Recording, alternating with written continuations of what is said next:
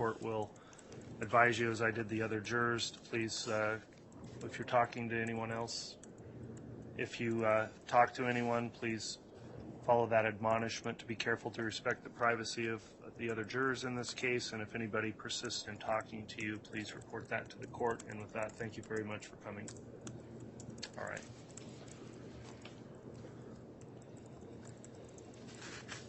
All right, Ms. Blake, you can continue your voir dire examination. Thank you, Your Honor. On the still talking about some of the evidence you may see, can I ask Juror 849?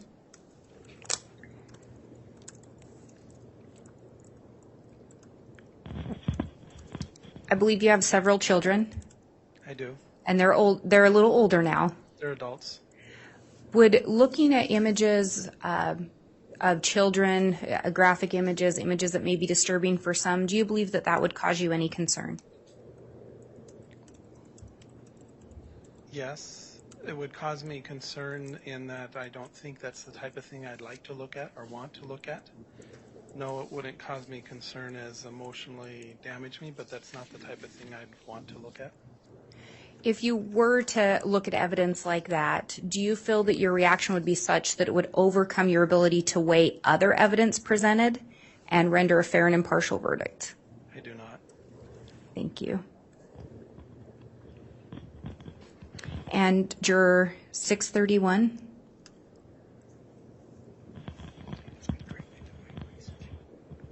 I believe you have a child. I do.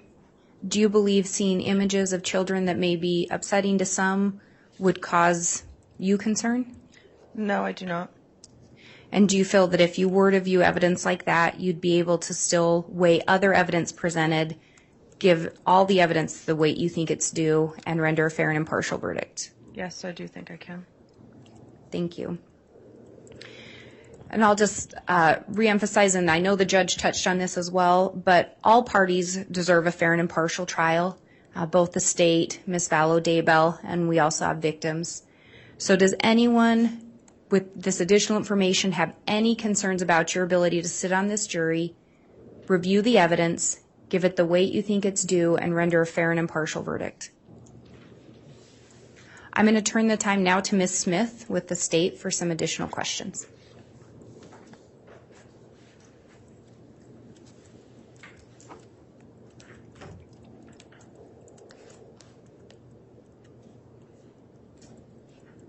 Good morning.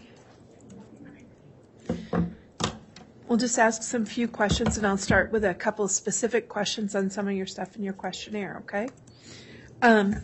Let's turn to, pull up my little notes.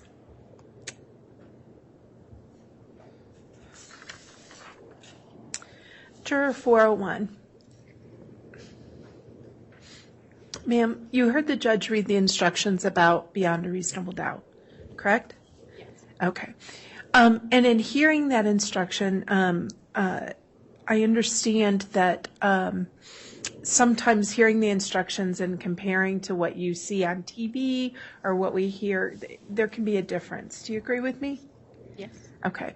You understand that the instructions that the court gives are the only law that you follow in this case, correct? Yes. All right. Not something we might have read somewhere else, not some other definition we think about on TV, right? Right. Okay. And the court explained to you that the state bears the burden of proof. Yes. Okay. What does that mean to you? The defendant is innocent, and the state has to have all the proof. They bring all the evidence. Okay. Yes. The state, and only the state, and in this case, the people of the Idaho are represented by the prosecution team over here. And so when the judge says the state bears the burden of proof, that means us. And we're the only ones that have anything to do on this case, right? Yes. And you said a phrase, all the evidence. And so you understand that the rules and the instructions the court gives you guide what is allowed in a courtroom. Yes. All right. And we'll touch on this more when we do individual conversations about the media, but sometimes there'll be things that are floating out there that jurors might want to see, or they've heard rumors about, or a type of evidence that they might want. And it turns out it's not actually allowed in a courtroom. Does that make sense? Okay.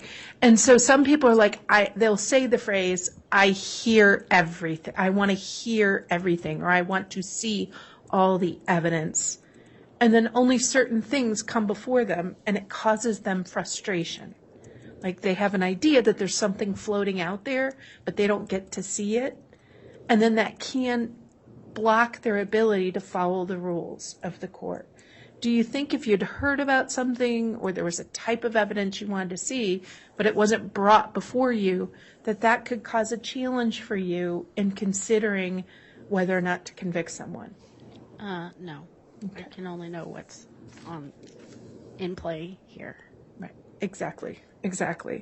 Now, Juror 630, thank you, ma'am. Juror 631.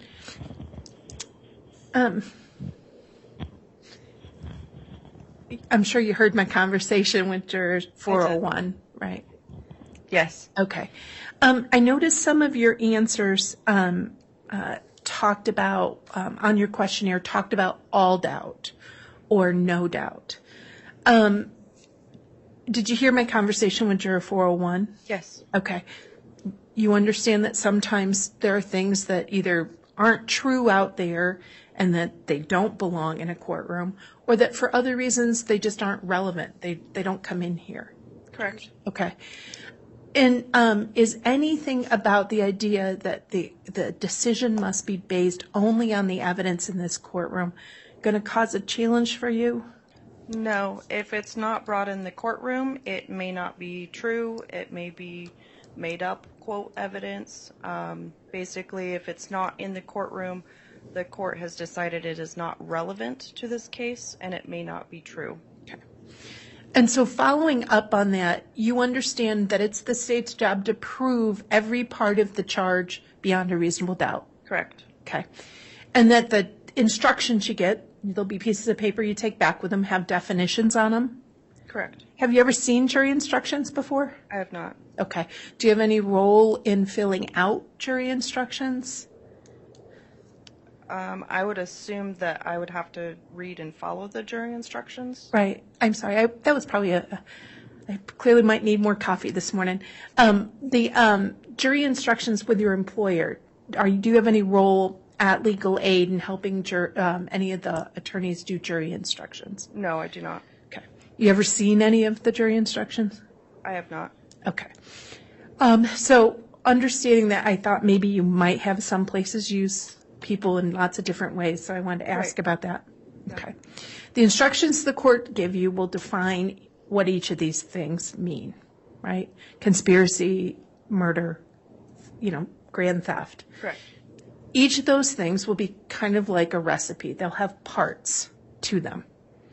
And each of those parts the state must prove beyond a reasonable doubt. Does that make sense? Yes. All right. If those definitions that the court gives you and are different than what you think the law is, or like what you think you've heard about, are you going to have any trouble putting aside sort of your personal ideas, your personal beliefs sometimes, and following the instructions that Judge Boyce gives you only? No. Okay. Is there anyone here? Thank you, ma'am. I will come back to you in a minute, but is there anyone here who heard my conversation with Juror 631 or 401 is like, no, Ms. Smith, you know what? I heard what you said, but if the definition given to me by the court doesn't match my own personal beliefs, doesn't match what I think the law should be or I want it to be, I got to go with my own gut. And that's okay. That just means this isn't maybe the case for you. Anybody feel that way? Okay. You understand that in order for us to be fair to both sides, and it's too important to Ms. Vallow Daybell and to the people of the state of Idaho and JJ, Tylee, and Tammy, that the jurors in this case don't superimpose their own standards, ever. Does that make sense to everyone? Okay, it really is fundamentally about being fair to both parties in this case. So that means if you have a different definition, that means that maybe this isn't the case for you. Does that make sense? Okay. And coming back to Juror 631, I do want to ask you, a couple of times you said in your questionnaire, and I want to make sure that I'm understanding it, that we can't pass judgment unless there's no doubt. Correct. Okay. Now, the court's instruction that he gave you talked about a doubt based on, a belief based on reason and common sense. Did you hear that when the judge read it to you? Yes. Okay. And that is different than no doubt. So in my understanding of what the judge has said of Right. beyond a reasonable doubt, that means the state must prove to me that beyond, that there's no question that this, whatever accusation has actually happened before I can pass judgment. So it must be proved without a doubt, or a reasonable doubt, that it happened. Okay. And so that, and a lot of people will say things like that. That's why I spend some time chatting about that. And so let's do it this way. Under the law, somebody who is a witness to a crime can't be a juror. That makes sense, right? Because they'll have observed it. They will have no doubt because they saw what they saw and they knew what happened. And so jurors are told they have to render a decision, and the court read you that instruction, that is a finding of guilt beyond a reasonable doubt that is based on reason and common sense. Does that make sense? Yes. So the only way to remove all doubt is if you're a witness, right? True. Okay. So jurors are left with, did the state prove each of the parts of the crime beyond a reasonable doubt? But we can't possibly remove a doubt on any question. Does that make sense? Yes. Okay. Given your concerns or your statement in the voir dire, do you think you can follow the court's instruction? Yes, I do. Okay. And do you think you're going to be tempted to want to remove all questions or all doubts? No, after your help explaining that, it does make more sense to me. Okay. That there may be slight questions still in play, but we have to make that decision based off of the evidence and the case presented, beyond the reasonable questions. Right. Only witnesses can remove all doubt, right? The question is, did the state do their job and prove each parts of the crime beyond a reasonable doubt to each juror and to the jurors on the panel as a whole? Does that make sense? Yes. Okay. Thank you, ma'am. Yes. Juror 818. You heard my questioning of Juror 631, right? Yes. Okay. Is there anything about that conversation we had that causes you concern about your ability to follow the court's instructions? No. Okay. You understand that it's the state's job and only the state's job to prove beyond a reasonable doubt what's going on? Yes. Okay. And you had prior jury service, right? Yes. Okay. And forgive me, I didn't put on my cheat sheet whether that was on a criminal case or a civil. I should have. It was a criminal case. Okay. You understand, is there anything about that experience or those definitions in particular that's could interfere here? No. Okay. The judge doesn't just make up the instructions. He gets them based on his research of the law, some instructions given to him by the Supreme Court, rulings of the legislature, but instructions are unique to each case. So the court tailor fits them to the charges and to the person before them. Do you understand that? Yes. Is there any chance on that case you're going to be thinking about, in that other case, the judge did this or the prosecutors did this? No. Okay, you can assure both sides that there's nothing going to be creeping in your mind and doing a compare and contrast. Yes, I can confirm that. Okay, thank you. Okay. Now, we've gone over the concept of and talked about presumption of innocence. We've talked about beyond a reasonable doubt. We now need to talk about the court, and I want to talk to juror 849. Okay. And I heard your questions with Ms. Blake, so I'm not going to repeat them. But understanding that there's going to be some evidence that I candidly probably nobody on the jury wants to see, but if it's admissible, they will see. Do you understand that? Yes. Okay. So let's talk about evidence. The court's going to give you instructions on what the law is and what we must prove beyond a reasonable doubt. And he's not going to tell the state how we have to do it as long as we follow the rules. So he's not going to say you must bring in a certain type of evidence, that you must bring in certain types of pictures. He's going to take what we offer. If we do it the right way and it's admissible, he's going to allow the jury to consider that to prove those elements. Does that make sense? Yes. Okay. So he's going to tell the state, follow the rules, but I'm not going to tell you how to try your case. Does that make sense? Yes. Okay. And so there may be times that on a case where the prosecutors will submit evidence called circumstantial evidence. Have you heard about that before? Yes. Okay. I don't know that I'm an expert, but yes. Well, and I'm not going to, I want to try to, that's why we do this conversation. What if people heard? And I often use the analogy in a lot of places, people will hear of the crime of breaking and entering, right? And then they get surprised when in their area, the charge isn't called breaking and entering. It's actually a term burglary, that sort of thing. And then the definition of what they think is out there is different. So that's why we're having this conversation about circumstantial evidence. And given some of your answers on the pictures, I wanted to chat with you about that. And so let's use, I think it might make it easier.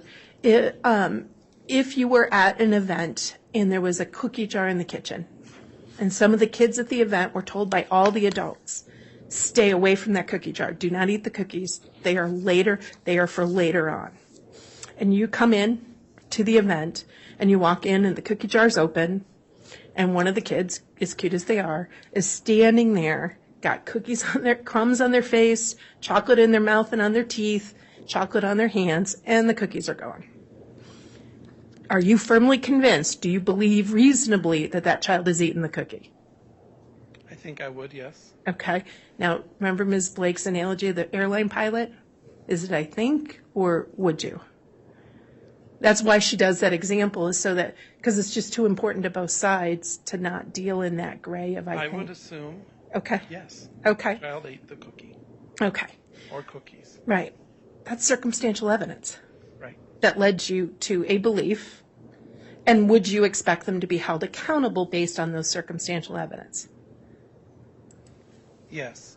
Okay. The hesitation is if the child came later and didn't hear the instructions, I'd want to know. But yes. Absolutely. Absolutely fair. And that's a fair clarification. And the next time I talk to a jury, I'll make sure I include that. The children all heard they weren't supposed to do it, right? Fair enough. And so knowing they heard that, we would expect to hold that child accountable, right? Yes. Okay. Even though there isn't maybe an eyewitness, Right. but the circumstances lead you to the belief, reasonable and common sense lead you to believe that they did it and they need to be held accountable, right? Yes. Now, taking that fact pattern, if somebody is charged with actual crime and something more serious, could you consider convicting somebody if enough circumstantial evidence was given to you to prove all of those parts beyond a reasonable doubt? Could you consider convicting somebody of a crime, say murder or conspiracy, based on circumstantial evidence? Yes. Okay. Is there anyone here who's like, Ms. Smith, I hear what you say, and even if I believe each of those parts beyond a reasonable doubt, and under the law, if you believe all of those parts beyond a reasonable doubt, your verdict must be guilty. But if that's all I've got is circumstantial evidence, I couldn't consider convicting someone of a crime based on circumstantial evidence alone.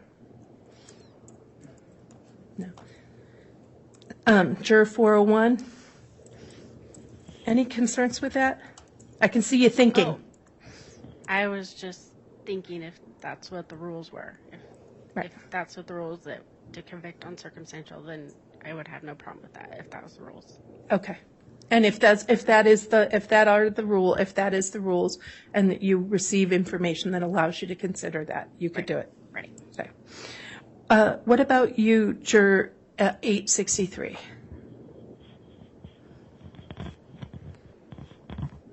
Sorry, can you say the question again? Sure. You heard my conversation with your 849? Yes. Okay. And my conversation with your 401? Yes. Okay. Could you consider holding somebody accountable under the law of serious crimes based on circumstantial evidence if you believed beyond a reasonable doubt each part of the crime? Yes. Okay. Is there anyone here who has hesitation on that? Okay. All right. Now, in this case, I anticipate you're going to hear from lots of different witnesses, and let me turn to Juror 646.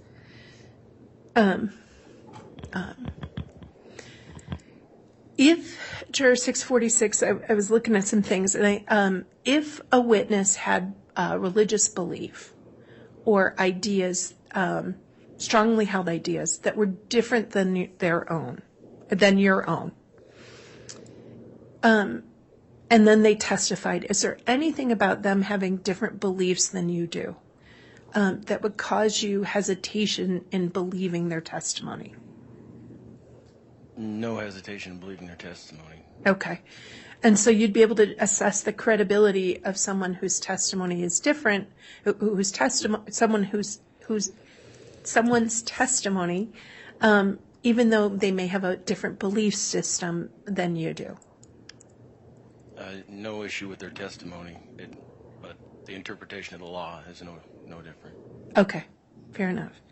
Is there anyone here who's like, look, if I didn't understand why somebody believes something, or it didn't make sense to me how someone could believe that, I don't think I could consider that person's testimony? Okay. All of us agree that people need to be judged on how they present in the courtroom, right? And that we can consider lots of factors in assessing their credibility, but we don't automatically disbelieve them because of their personal beliefs or their religious beliefs, correct? Okay. And so when we're talking about witness credibility, is there anyone here who needs to hear from a certain type of person or has ideas in their head of the type of evidence they need to see brought before them or the type of testimony they need to see? Okay, any expectations? Okay.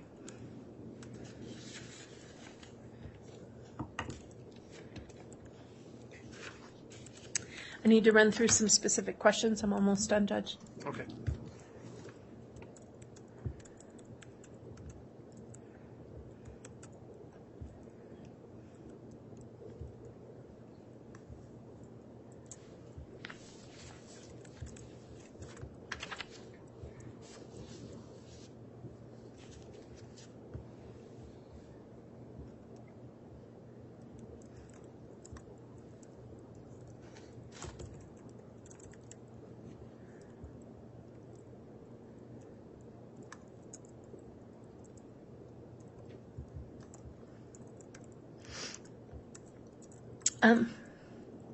Juror 401, I understand you're an author? Yes. Okay. And I understand you belong to an authors group and are in leadership in that group? I'm on the board. On the board. That's leadership, and board work takes a lot of work. So if you hear evidence that one of the co-defendants or one of the co-conspirators is also an author, is that going to cause you any concerns or are you familiar with any of the works of Chad Daybell? No, it doesn't ring a bell. Okay. I'm sorry. Is there any, no, and that was a compound bad lawyer question. That was two parts. Let me break it up. You're not familiar with any of Chad Daybell's? I'm not. Okay. Is there anything about the fact that he has a publishing company or has some books to his name on the title? No. Okay. Any tendency to kind of identify or feel sympathetic? No. Okay, thank you.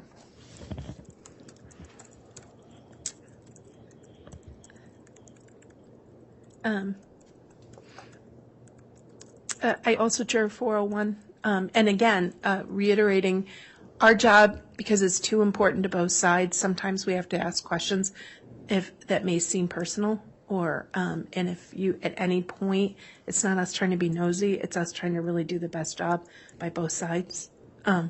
So I understand you have some family members who are victims of crime. Yes, Okay. They were minors, correct? they were. Okay.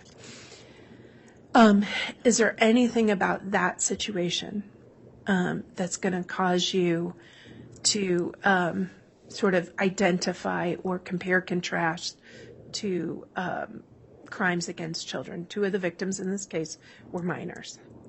Is there anything about your personal situation with family that's going to make it hard for you to sit about evidence? Now, there's no allegations of the form of abuse that your family members suffered, but is there anything about those two situations that's going to cause you to have a difficult time giving both sides, sort of that clean slate?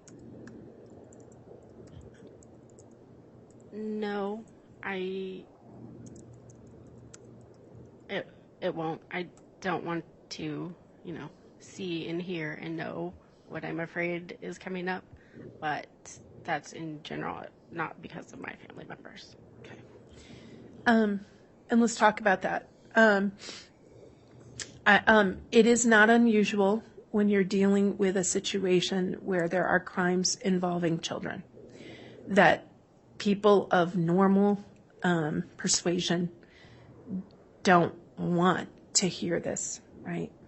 But if we take that step back and using our reason and our common sense, if everybody who cares about children, who likes children, has children, is removed from a jury, are we going to have a jury that reflects our community? Right? We're not, are we? So the question is, it is normal to react to harm to a child. That's normal. The question is, and Ms. Blake touched on this, but since you brought it up, I'm going over it just a little bit. Is your feelings on that issue such that your reaction in this case will cause your emotions to be in the driver's seat, where your emotions affect your ability to evaluate all of the evidence and make a decision based on reason and common sense? No, I don't think it will affect how I judge the case, even though I'm upset at what's happened. Right.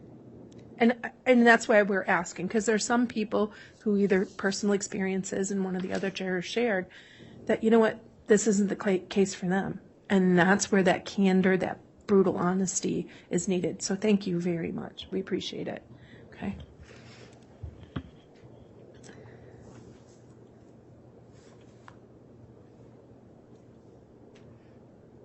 Is there anyone who heard my conversation with Juror 401 who's like thinking about that, or thinking about Ms. Blake's question?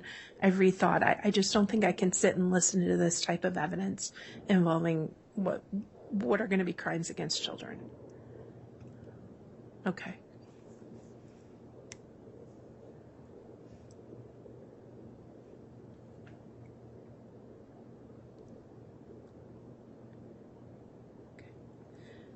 Juror 818. Okay. Ma'am, do I read that right, that you were on a previous jury in another state? Yes. Okay. And in that case involved sort of a crime ring, correct? Yes. All right. And I read the phrase friend of the mastermind, but no forensic involvement. Yes. All right. Without getting into too many details, was it a case in which people were charged as sort of part of a conspiracy or part of a plan? Yes. Okay.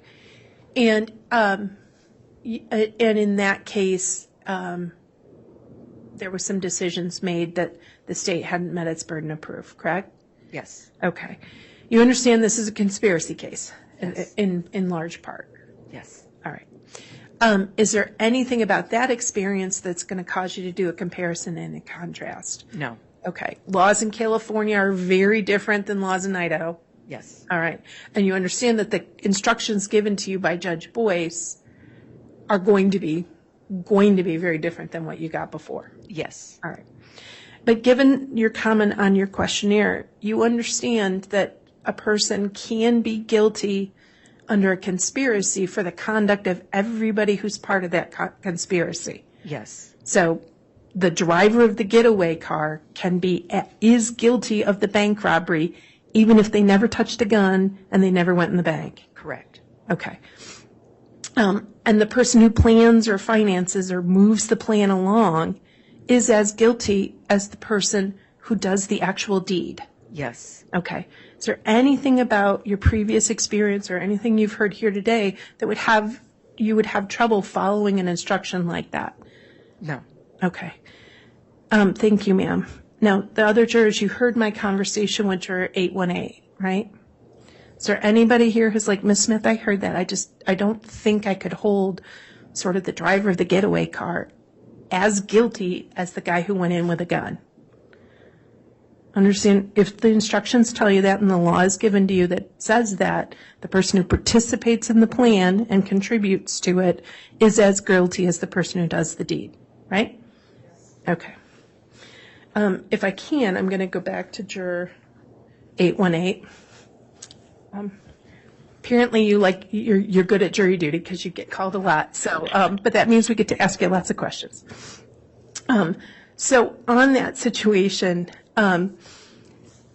if a person is, if you hear evidence that from state's experts that will tell you sort of, we know this person died at the hands of another. In the state of Idaho, that's a homicide, died at the hands of someone else. But we can't exactly tell you how that person died. We know it's a homicide, but we can't tell what actually made their heart stop beating or their brain start functioning. Okay? Is there anything about that fact pattern, were the evidence submitted to you, that would make it difficult for you to consider convicting somebody even if you believed all parts of the elements the court gave you? If the court gave me all of the elements and beyond a reasonable doubt, I would convict them. Even if the experts couldn't say exactly how the person died, just what manner of death it was? Correct. Okay. All right. Thank you, ma'am. Now, I know the other jurors heard my conversation with juror 818. Is there anything about that situation? Ms. Smith, I love my forensic shows, and if you can't tell me exactly how a person died and you only show me that someone killed them, I can't consider convicting someone of murder. Anybody here who feels that way? Juror 849, I didn't see an answer, and it could be just because I was long-winded. I think thoroughly before I answer, so no. Okay. Again, I tend to think thoroughly before I answer, and the answer is no, but I tend to process. Fair. But that means I just want to make sure we've heard from you and given you the time to think about it. Yes. Because these are... It's fair. Okay. I don't mind you asking. Great. So when you say no, does that mean you could consider convicting somebody of a crime of murder, even if the state couldn't show you exactly how the victim died? That's correct. Okay. Thank you very much.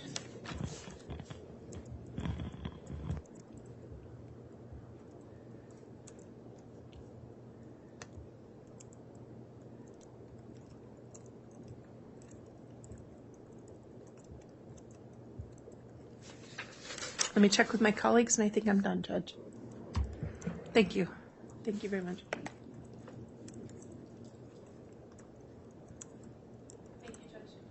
Okay, we'll pass now for the defense to conduct voir dire of this jury panel. Mr. Archibald.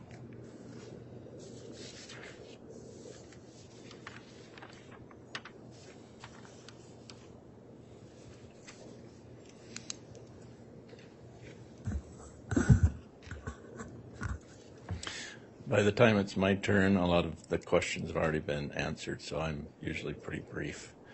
I just wanted to follow up on some of your questionnaires about hardship. I still have notes. A couple of you checked the box on hardship on your questionnaire, but you didn't respond that way to the judge, so I just wanted to follow up on that. Juror number 646. You'd indicated on your questionnaire that you needed to work. And is that still the case? Yes. Then lower in the questionnaire, it noted the hours. With the hours, the company I work for, I can work from home, so I can adjust my work time.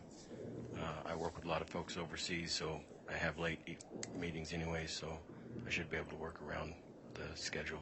Okay. So you're not concerned today about your ability to still be able to work if you're called as a juror? Correct. Okay. Thank you. Just appreciate clearing that up. And juror 849.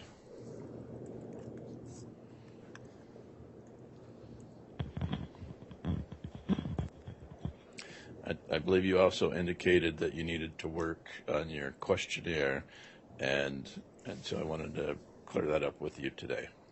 That is correct. Not knowing what my work's full policy was, I wanted time to check that out. I found out that I would be able to receive compensation while I'm there. In straightforwardness, I have a role that affects a lot of people, and there's good people there that I'm sure would be able to cover, but I am effective at what I do, and it would have an impact, as I'm sure anyone being taken out of work. I also, I'm in computers. I work in computer science, and so I live online, and so if I was to be sequestered to not use the internet, I could not work. And I do interact with people across all time zones in the type of work I do. And so if I'm allowed, I will work. And I also know me, I'm fairly driven and I like getting results.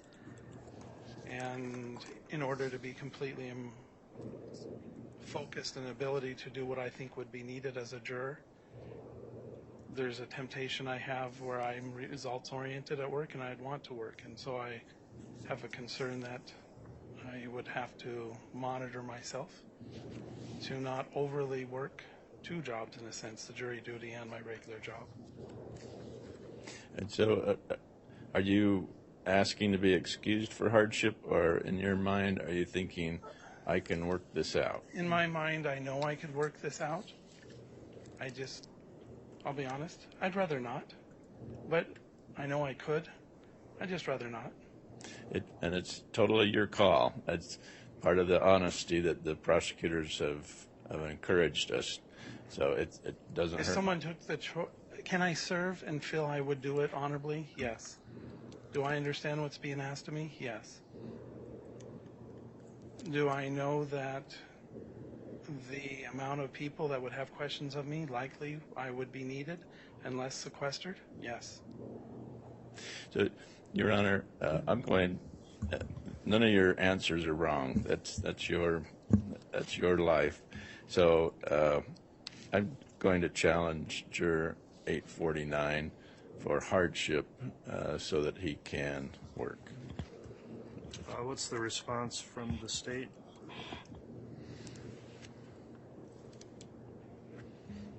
Your Honor, based on the juror's responses, I think he's indicated that he could make arrangements and that he could serve on the jury.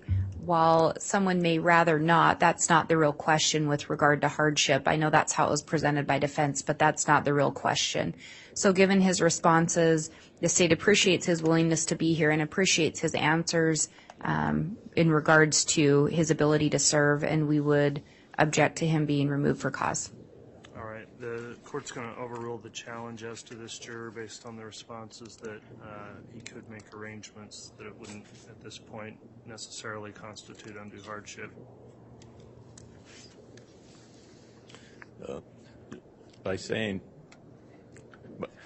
What that? So I should be clear. I did not excuse you from jury duty based on your answers. You're welcome.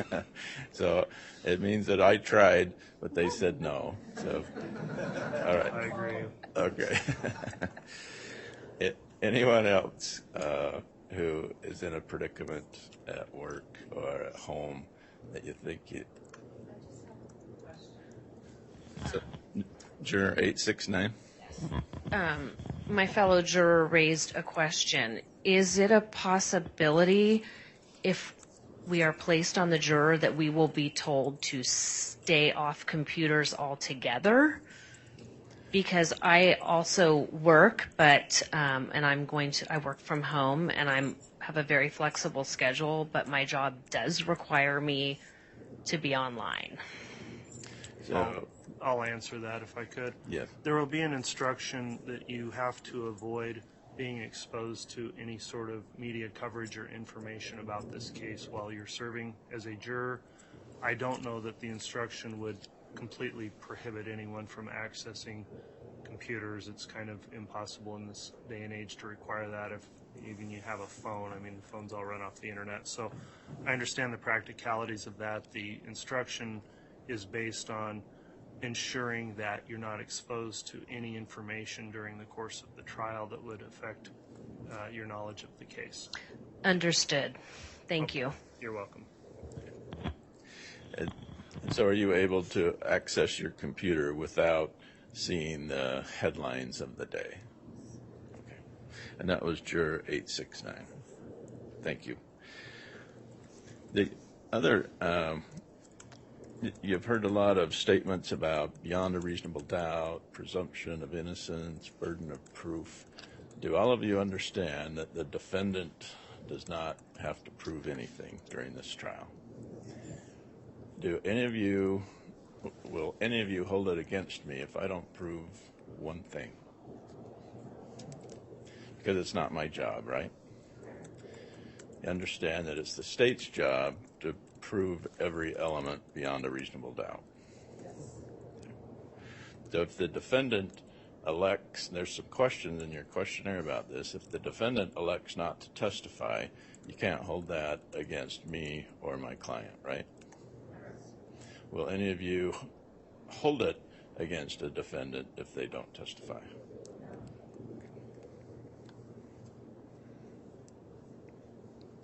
A lot of you answered to the question about exposure to media. And this is where I'd like to talk to each of you individually. The judge will have questions, so will the prosecutor, so will I, about your exposure to pretrial publicity. We don't do this as a group because you may not have heard what you heard. So we don't want to poison the well, so to speak. So we're going to take you up each one at a time for those of you who have seen articles or watched the news about the case or read a book or saw some special on TV. So by a show of hands, how many of you have heard about this case before being summoned to court? All of you. Okay. Your Honor, I'd ask for individual voir dire this panel on the issue of pretrial publicity. All right. Thank you, Mr. Archibald. We will do the individual voir dire. Counsel, let's take a quick break for the parties and the court reporter here. We'll then start with individual voir dire in ascending order, starting at the bottom of the list numbers. So juror number 401 will talk to you first. We'll then talk to each of you individually, and then that'll conclude the voir dire of this panel. So let's take a 10-minute recess right now. All right.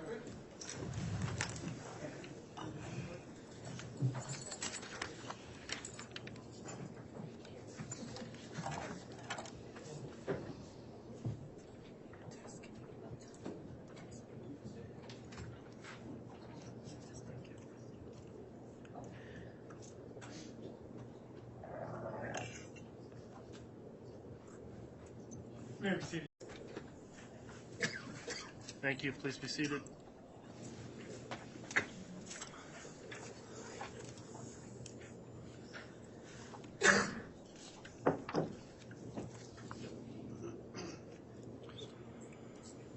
All right, we're, We good to start, Your Honor? yeah, let's go ahead and go back on the record.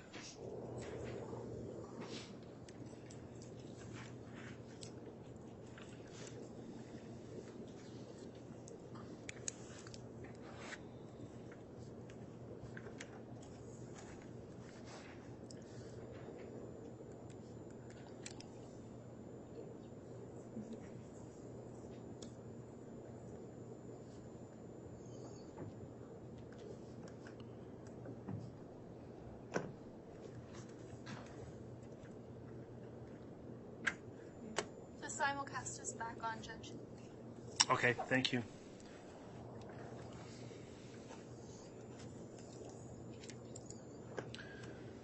We're back on the record on KCR 22-21-1624. We took a morning recess and we'll continue with individual voir dire of the jurors from this panel.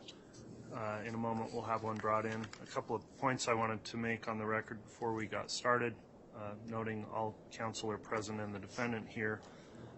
In this section of the voir dire questioning, counsel, there is a simulcast of this portion of the proceedings, so if we're discussing concerns through media, that will continue to be simulcast. If we go into other topics that involve sensitive matters for the jurors that should not be broadcast to the public, we can accommodate that, but we need to be notified when that line of questioning is brought up, and then we'll be muting the audio that would be simulcast for that portion of the questioning.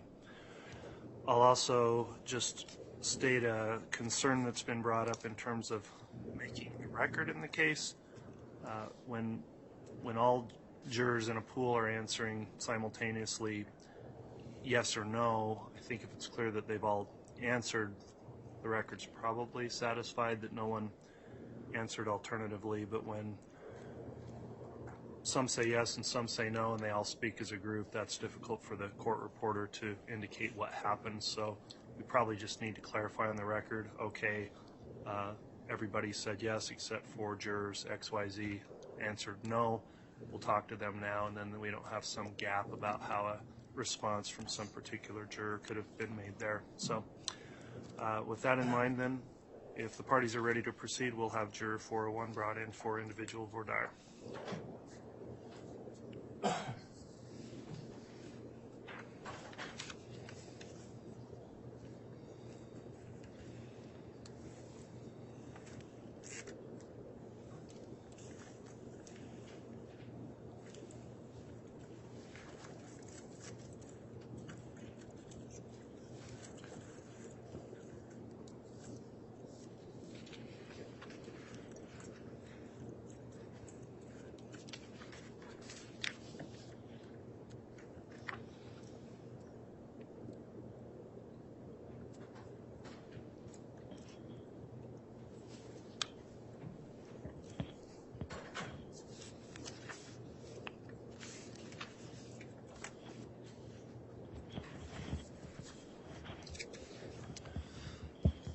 All right, welcome back, Juror 401. You're brought in for some additional voir dire questioning in this matter. In your questionnaire, you've indicated that you had some previous knowledge of this case through exposure to news or media in the case, and we just wanted to ask you some questions outside the presence of other jurors on that topic.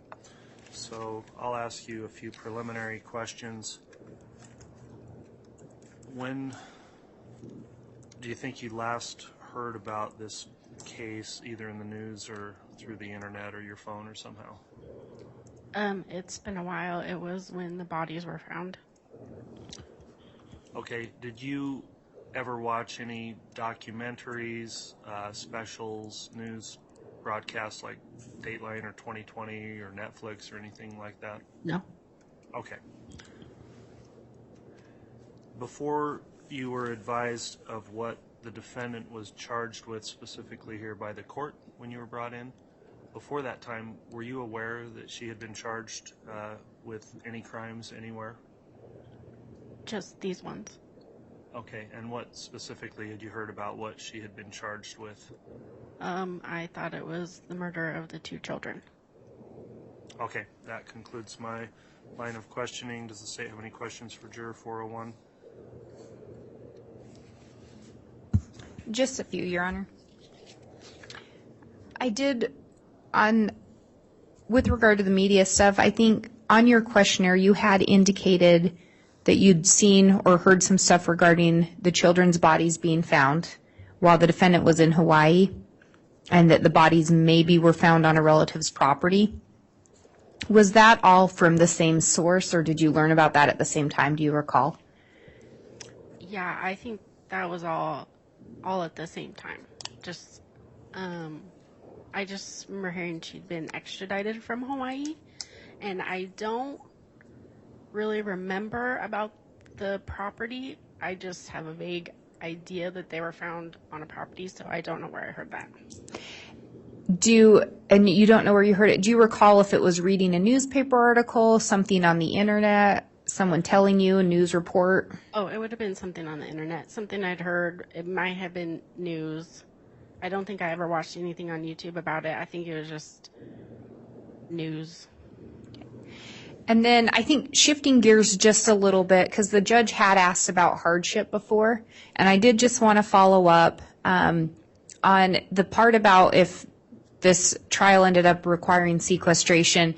You had indicated that if it was for weeks, it would be especially hard for your children and husband. Are you the primary caregiver for your children? No, we share it. One of us normally takes him to school, another picks him up. It depends on the weekly schedule. So he would have to do it all if I was sequestered. And so if you were to be sequestered, is that manageable, or would that create a hardship? I think it would be very difficult for my husband. I think I could also ask my mom to come visit and help.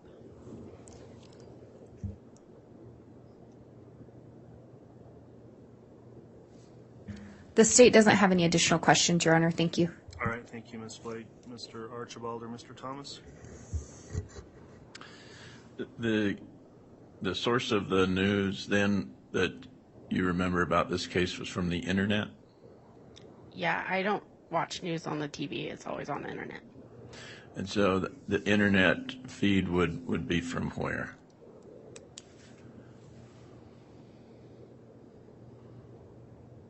I think it would probably have been like a local news station just playing while I was on YouTube.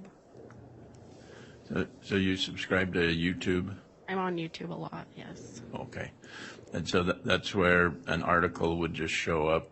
It would be like a video just saying, like, the news of the day, bodies were found.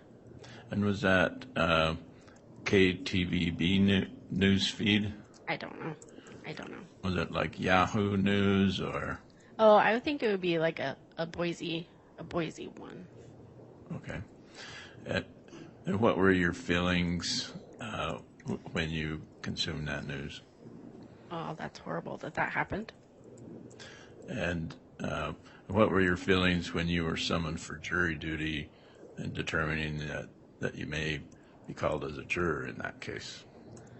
Oh, well, I thought a bad word. Oh, great. That's not great.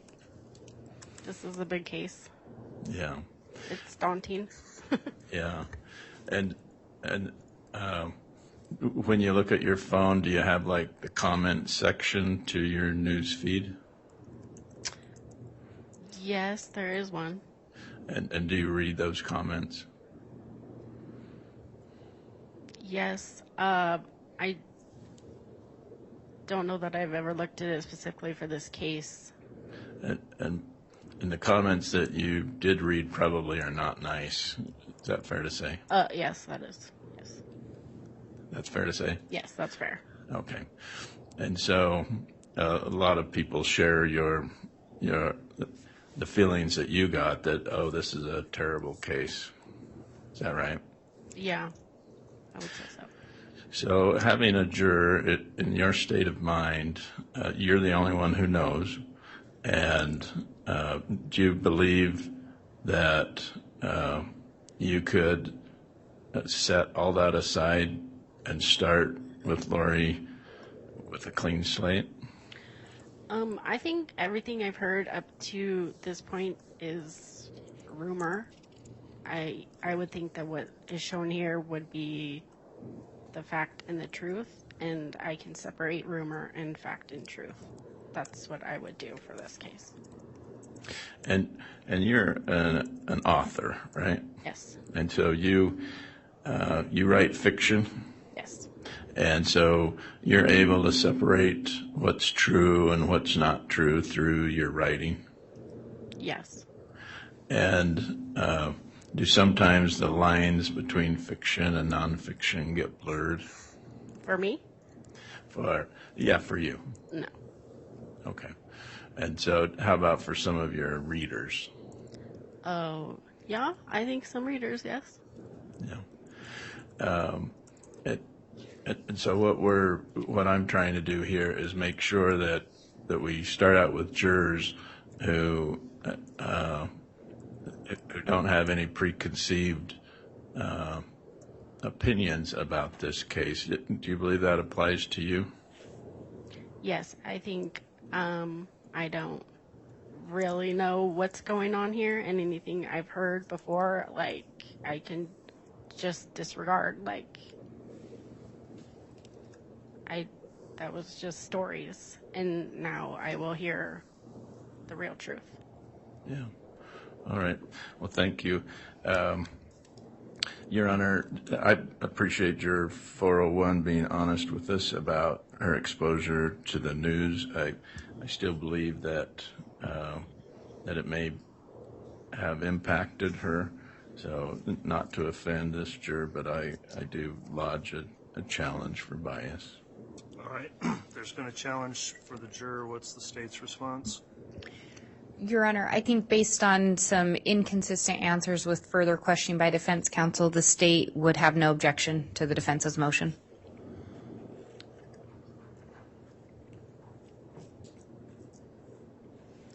All right. I didn't see anything I thought that concerning in terms of the challenges for this potential juror, but there's a challenge by the defense and now a non-objection to that from the state. There is some detail, not a lot, but detail about certain facts of the case that may or may not come into evidence, which is concerning, which is a result of exposure to pretrial publicity or media or reporting of this case. So for those reasons, the court finds that based on a potential for implied bias here, the juror number 401 will be excused and the challenge for cause is granted. So just to let you know, obviously there's nothing wrong with reading the news or following any stories. It's nothing personal, as we stated in the instructions here. It's just the process of getting the most impartial, fair jurors that are seeing all this for the first time we can in the case. So thank you so much for your service. As I mentioned, other jurors that have been excused, if anybody wants to talk to you, you're allowed to do that within those parameters I stated, and if somebody insists on doing that and you don't want to talk to them, then please report that to the court. And with that, thank you for your service. Let's next have Juror 536 brought in for individual voir dire.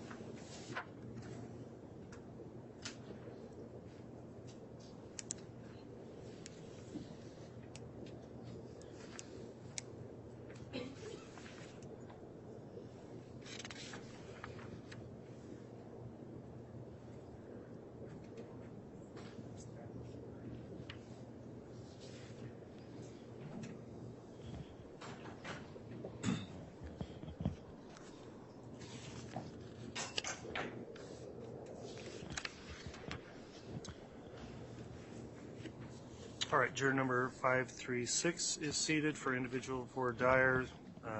This juror does indicate some information they've learned about the state from pretrial publicity or reporting.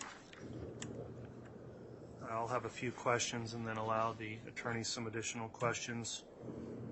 Have you viewed any, beyond news reporting, and counsel at state's table, if you could keep the whispering down a little bit, that's distracting. For the juror 536, if you have, please indicate, watched any individual programs about this case, such as a Dateline special or 2020 or a Netflix documentary or a movie or anything like that. Have you seen any of that? No, I've not. Okay. Before you were told what the charges were in this case by the court when you came in for your jury service, were you aware that the defendant had been charged anywhere with anything? I had seen headlines that, like, I think a couple people had been charged, but I didn't really pay attention to what. Mostly it was just rumors I'd heard around because one of my friends was born in and then lived in Hawaii.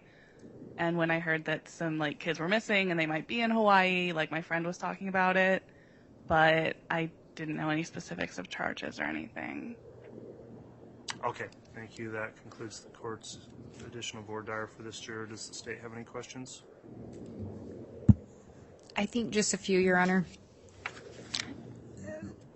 First, actually, I'll turn to just the hardship portion. I did just want to... Sorry, can I scoot my chair a little bit? There's a monitor blocking. I can't really see you. Can I scoot over a little bit? If you just want to take the podium, Ms. Blake. Sorry. That one was fine. It was that one right there. Okay. You were just fine, sorry. I should have realized that it would be blocked. I just wanted to follow up on a few things. On the hardship portion, I think you had indicated that your job wouldn't love it, but that they would allow jury duty. Yeah. Is that still the case? Yeah, I clarified with my HR, and they, weirdly enough, as long as I give them the jury fee that I get, like the daily $10, they will pay me my salary, which is the first time I've ever heard of something like that, but that's... And you felt that's an okay exchange Yeah, then? that's fine. Yeah, no, it's a totally okay exchange. It was kind of weird. All right. But yeah, so you were able to determine that you could make it work with your employment then? Yes. Okay. I just wanted to verify that and double check it because I had seen that note there.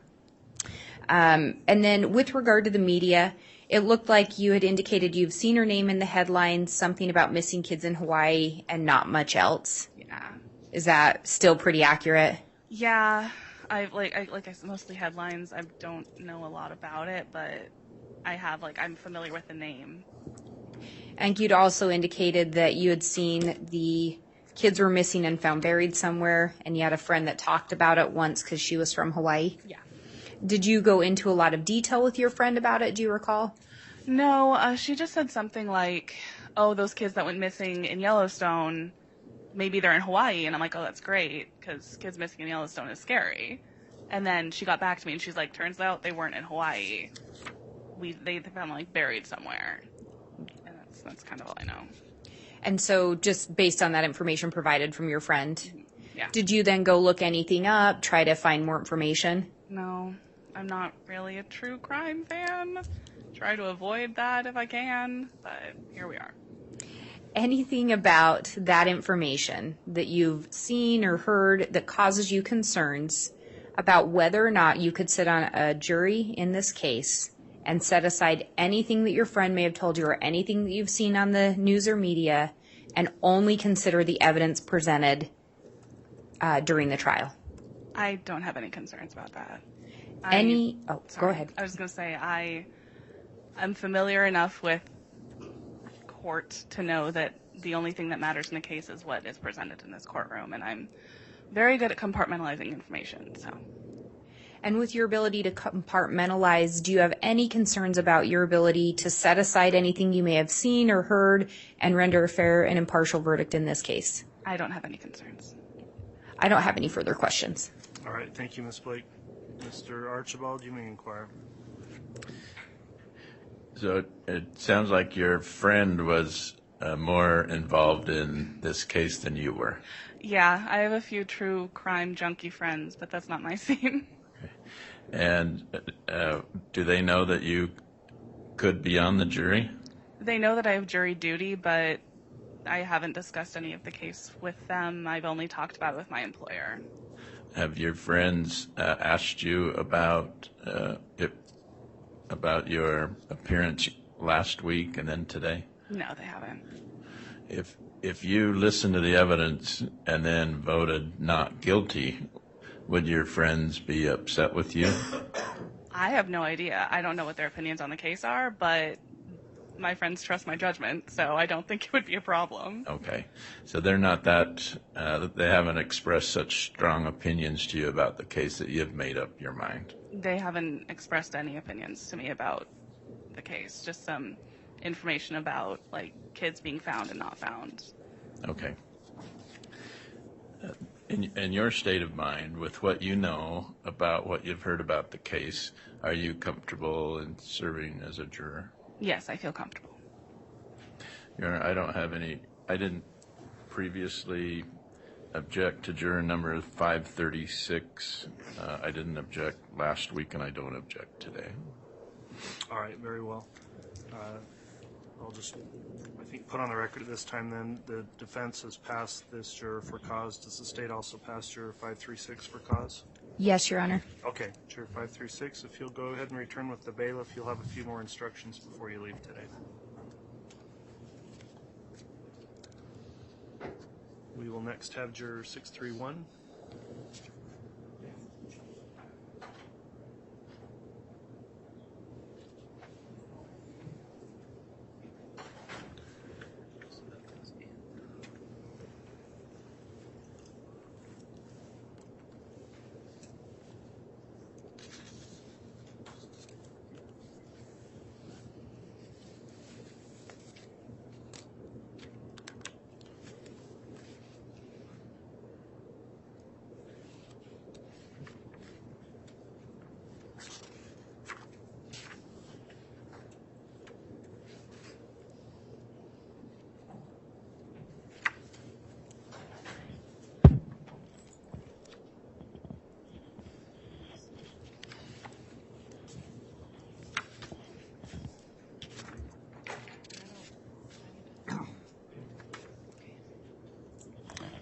All right, juror 631 has been seated again for individual voir dire. As we get started, I'll just ask a few questions for juror 631.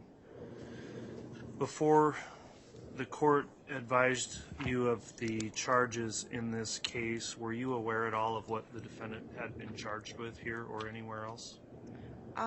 Partly. I haven't heard of the case recently, to be honest, until I got called for jury duty and people were saying, oh, I bet it's for that trial. And I was like, wait, what? I apologize, I didn't even recognize the name. They had to remind me. But I had heard of it originally when it came out, just bits and pieces. I honestly thought the trial was done and over with, so I was kind of surprised. Okay. So recently I haven't heard anything. All right, and you weren't made aware then of any particular charges filed or anything like that? No, I mean, from original, I had heard, children, and then I had heard a wife and something about a brother, but I didn't really pay much attention, to be honest. I tend to ignore media if I can. Okay, so to clarify on that point then, besides anything you may have heard just in passing in the news, did you go out of your way to watch any sort of documentaries or specials, news specials, crime specials about the case? No, I did not. Okay, thank you for those responses. Then that will conclude the court's voir dire for this individual juror. The state, if you have any questions, you can ask at this time. Thank you, Your Honor. And before we get into the media, I was just going to do a follow-up on the hardship. I think you'd indicated today that you don't have one, but I just want to follow up with a response in the questionnaire. And this was specifically to the sequestration. I think you indicated that you could potentially, and I will be clear, we're unsure if the court will sequester the jury at this point, but it could be a possibility, which is why I want to follow up with this. You had indicated that you could potentially arrange it that you do have your son every other week and an old dog that needs medication twice a day. Correct. Is that still a concern for you if the jury were to be sequestered? I would have to organize it. I mean, if needed, I can make it happen. I haven't inquired about anything at that, at this point yet. I do have a significant other that lives with me, and my mom does live close. So it is possible. I would prefer not to, but I can probably make it happen, is my guess. Thank you for that. I just wanted to follow up on that since I'd noticed that response. With regard to the publicity, I think you indicated that you haven't really heard a lot about it and you haven't followed the case. Is that still accurate and correct? It is.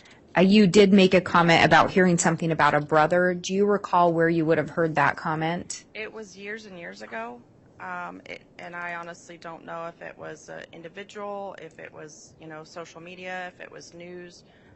I honestly can't tell you anything about it. It was so long ago. Do you follow social media quite regularly? Not for, I do just for personal reasons to keep up on friends and family life. So I, like Facebook, I scroll along.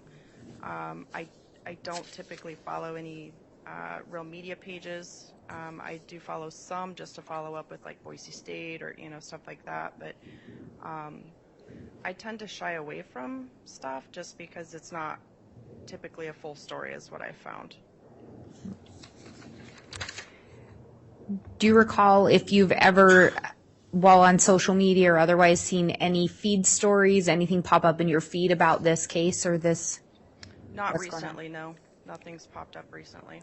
And so when you say not recently, have things popped up before that you've looked at? Like I said, in the past, when the case originally appeared in, the media or whatever news, I honestly can't tell you where I saw it or heard it. I don't know if it was social media or like the actual like news. So I can't be for sure, but I know, like I said, I thought the case was actually settled and done a few years ago. So I know for a few years I haven't seen anything on it. Okay. And do you recall specifically what you had heard about a brother or the brother? I don't. I apologize. No, you don't need to be sorry. That's why we're just trying to make sure that we understand completely. So I appreciate your answers. Judge, I think any other questions that we would have, we would probably ask that they be taken outside of the purview of the public. Okay. Let me let Mr. Archibald conduct voir dire, and then we'll move on to those other topics with the audio muted if we need to go there. So, Mr. Archibald, if you've got any voir dire for this juror at this time on those issues, and if you have any further voir dire on any other subjects, we'll take that up without the audio running. Do you remember the source of the news? Was it a special? Was it KTVB? I don't recall. My guess is it was probably just the regular, like KTVB news or, Channel 12 or 2 or whatever happened to be on. I don't typically follow a whole lot. I've just found, especially over the last few years, they just are pretty one-sided on everything. And I like to hear the whole story. I like to hear good and bad stuff, not just what the media wants me to hear. Okay. I don't have any other questions about the pretrial publicity. Okay. At this point, then, what we'll need to do is mute the audio to the simulcast because we're going to discuss other topics that shouldn't be heard by the public for this particular juror. So once that's been done, please confirm with the court, and then we'll continue the voir dire on that subject. It's muted, Judge. Okay. Okay. Court's advised the audio's back on the simulcast. On Juror 631, then, the additional questioning on those sensitive matters was taken up. At this time, does the state pass this juror for cause? Yes, Your Honor. Does the defense pass this juror for cause? Yeah. Yes, Your Honor. Okay. Thank you, Counsel. Juror 631, we'll have you return to the jury room. continue with our other individual voir dire of other jurors, and you'll have additional instructions when we finish. Thank you.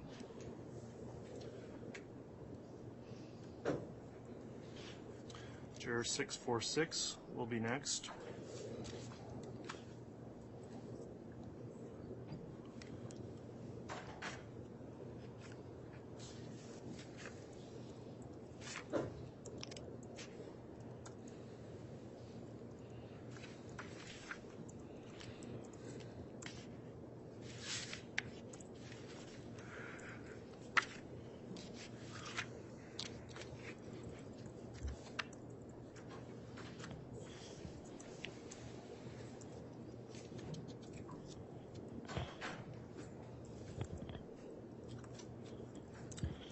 Okay, welcome back. Juror 646 is reseated at this time for individual voir dire.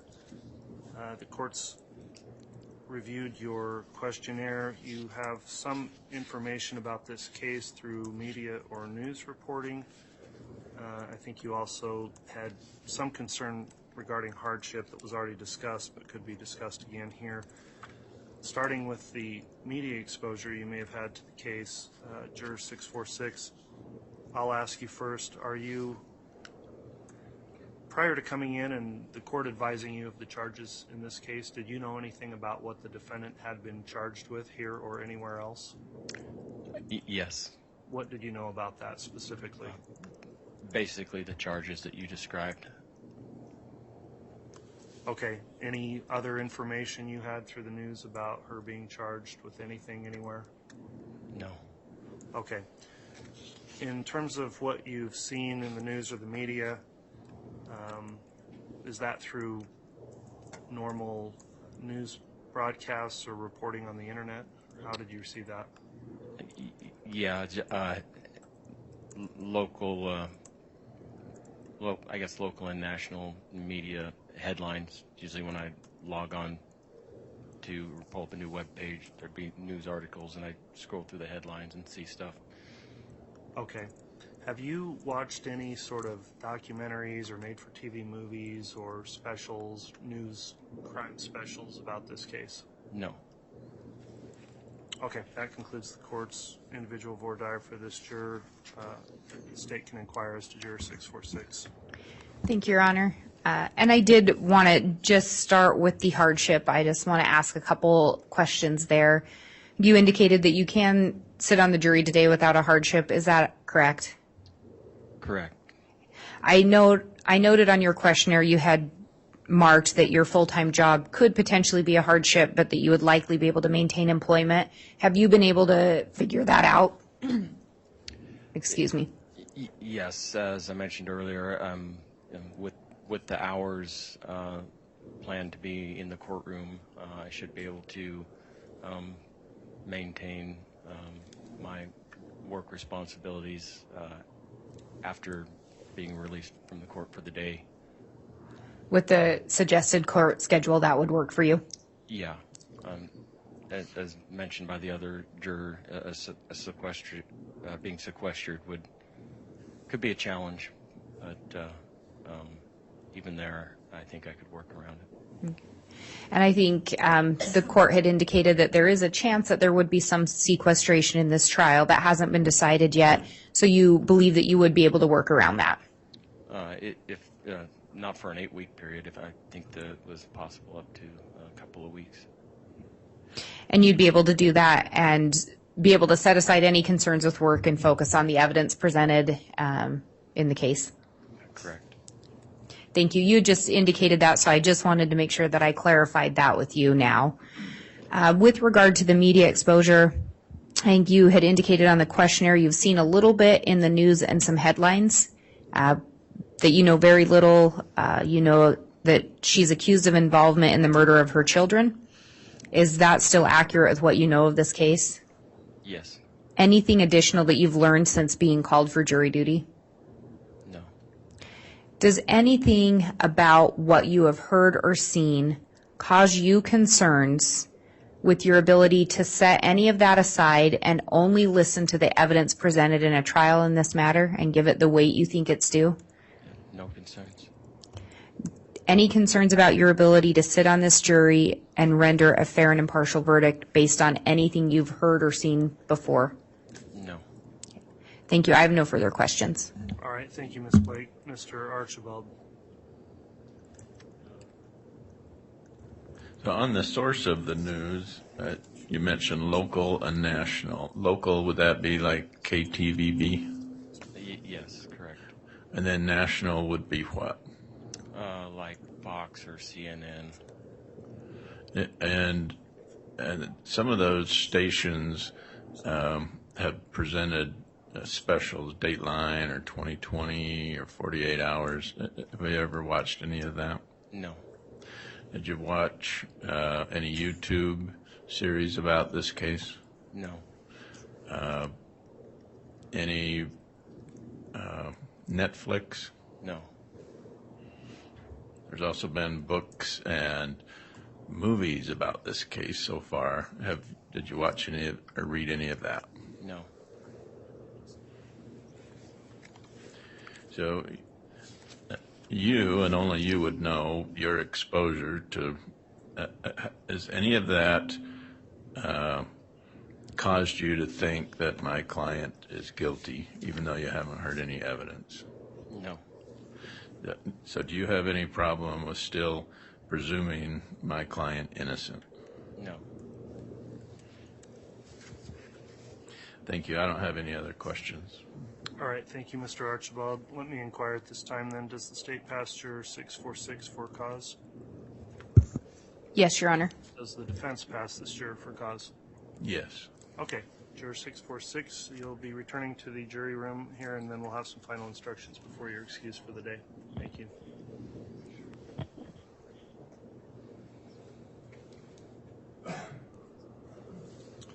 We'll next have Juror 818 brought.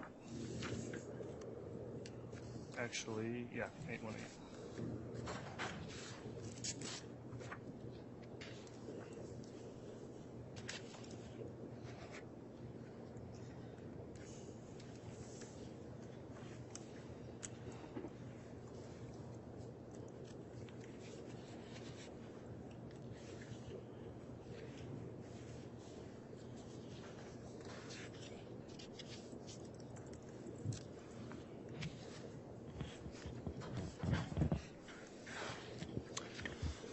All right, Juror 818 has been reseated for individual voir dire. In this case, the court's reviewed your questionnaire.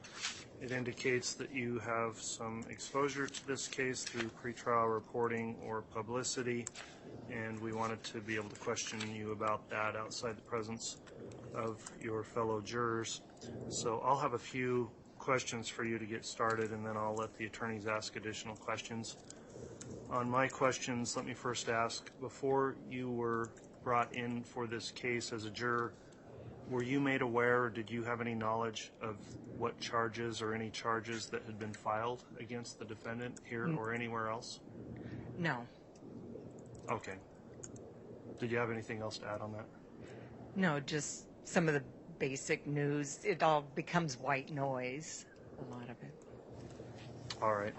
In terms of your media exposure, how is it that you had learned about this case, if you could specify? Watching the nightly news. All right. Have you ever watched any special about the case, such as a Dateline or a 2020 or a documentary or a made-for-TV movie or anything like that? No. All right. That concludes the court's questioning for this juror. The state can inquire on individual voir dire. Thank you, Your Honor. Just going over the publicity part, I believe you'd indicated on your questionnaire you had seen some news on TV about when she was arrested and that she and her husband and her brother possibly killed her kids, and then that you had seen on TV, or on the TV, they'd said that they were killed by Chad Daybell, Lori Vallow, and Alex Cox, referring to the question on who Tammy, Tylee, and JJ were. Did you hear or see all of that on the local news? Yes. Have you watched any national news programs or seen anything from another media source? No. Do you watch the local news nightly? I did prior to last week. And then as soon as I'll catch the weather just to know if it's going to snow the next day or something. But I've been reading just books, novels, and listening to a lot of just Pandora music. In place of when you would normally watch the news? Correct.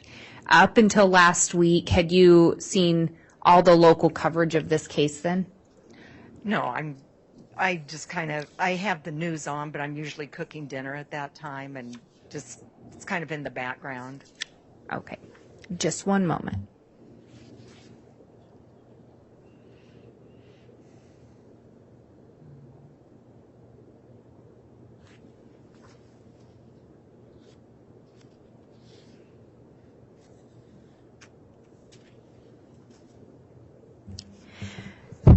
With what you've seen in the news that we just talked about, do you have any concerns with your ability to be able to set that aside and only listen to the evidence presented in this case and only consider that evidence in rendering a verdict? I have no concerns that I will listen to only what's presented in this room. Any concerns about your ability to render a fair and impartial verdict based on anything you've seen or heard before outside of what will be presented at the trial? No concerns. I don't have any additional questions, Your Honor. Thank you. Thank you. Mr. Archibald, you can conduct individual voir dire if you'd like. When you filled out your questionnaire, you wrote down the name Alex Cox. Mm-hmm. Where did you learn that name? They had mentioned on the news, running through the names, that it was her brother. And so that name, you were able to remember that name. I'm guessing you've heard that name more than once or twice. No, seeing the list of, are we related to any of these, that 200 names or so in our questionnaire? Oh, uh-huh. That name, the Cox name was there because prior to that I didn't remember the name. Okay. And then when you saw the names on the, do you believe Alex Cox is a potential witness in this case? No. And why is that? I don't think he's still alive. Okay. And where did you learn that? I had thought on the news I heard something about he was deceased. Okay. But I don't know any circumstances around that. Okay. Do you remember how he died? No. Do you remember where he died? No. Do you agree that it's sometimes hard to unsee details about a case? I agree. It is hard to unsee things in our lives. Right.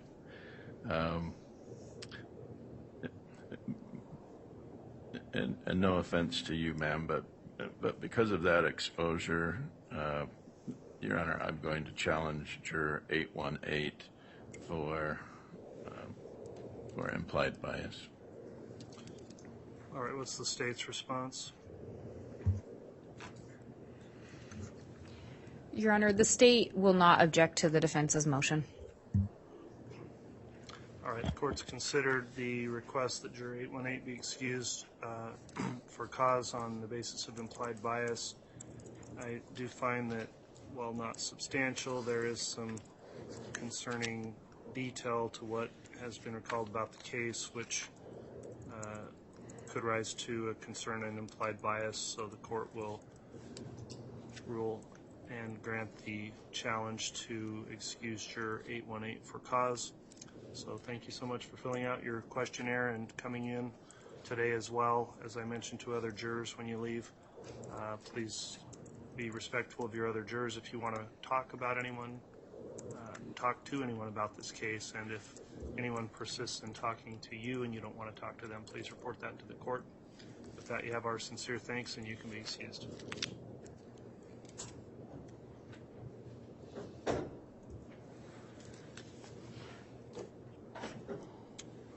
Next juror we'll have brought in is Juror 849.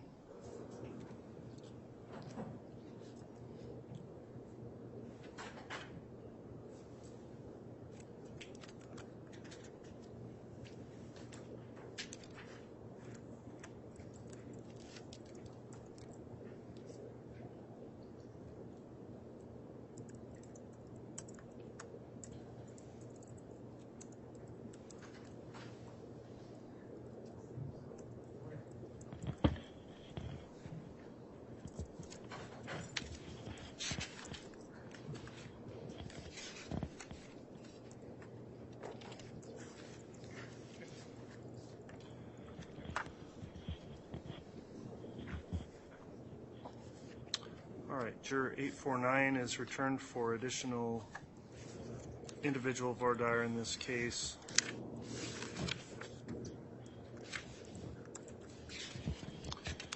This juror has indicated some exposure to details of the case through pretrial publicity or news, and we'll ask you some follow-up questions on that at this time.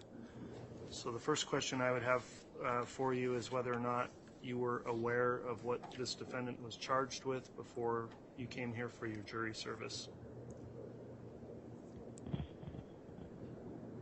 The extent of the 7 charges that you've read, no.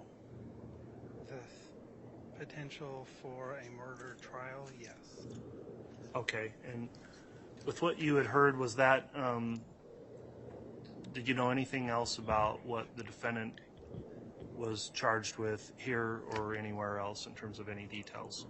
Say that again, please. Did you have any details about what the defendant had been charged with here or anywhere else? No, not detail level wise. Okay. Have you watched any programs that focused on this case, such as Dateline, 2020, any made-for-TV movies, any documentaries on paid prescription services, or any other media like that? I have not. Okay, that concludes my questioning for Juror 849, and as I recall, I think we already went through the hardship issue on this case with the challenge for cause, which was overruled, so let's limit our voir dire to the media exposure. Starting with the state then, Ms. Blake, do you have voir dire questions for this juror? Thank you, Your Honor. Excuse me, just briefly. Juror 849, I think you'd indicated that you have seen some general news coverage of this case, specifically that there were missing children. That's correct. You'd also indicated that they were later found dead on property in Idaho, that the defendant, Lori, is a suspect in the death of family members and charged with murder or accomplice to murder. That's my understanding, yes. And I believe you'd also indicated just general evening or morning news is where you would have potentially seen any of the information that you gathered outside of what the court told you. That is correct. Is all of that still accurate and correct? Yes.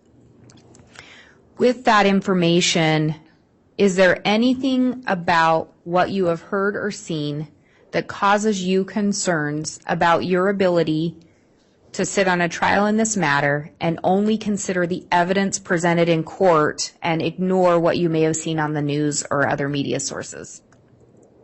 There is not. Is there anything about what you had heard or seen before on the news that causes you concerns with your ability to sit on this jury and render a fair and impartial verdict? No, there is not. I have no further questions. Thank you, Ms. Blake. From the defense, Mr. Archibald. On the news that you watch, is that the local news? Yes, that's local news. Like KTVB? I think that's one of the channels. My wife has 2. She flips back and forth. My goal is typically to watch weather, but there's other things that will come on. She watches it regularly, and I catch things here and there as they go on, and that's where I've seen these type of things that I mentioned in the questionnaire. Okay. And so you're the only one who knows your state of mind about my client and what you've heard about her. Are you comfortable sitting as a juror in this case? Yes. And I've already tried to get you out for hardship, but they turned me down. I kind of did too, but yes. And so I don't have any other questions, Your Honor. All right. Thank you, Mr. Archibald. So let me ask then, does the state pass Juror 849 for cause? Yes, Your Honor. All right. Noting your previously lodged objection as to hardship, which is preserved, Mr. Archibald, in terms of the media issue, does the defense pass the juror on that issue? Yes. Okay. Juror 849 then. we'll give you some additional instructions before you leave today. Thank you for coming back for further questioning, and we will call up next Juror 863.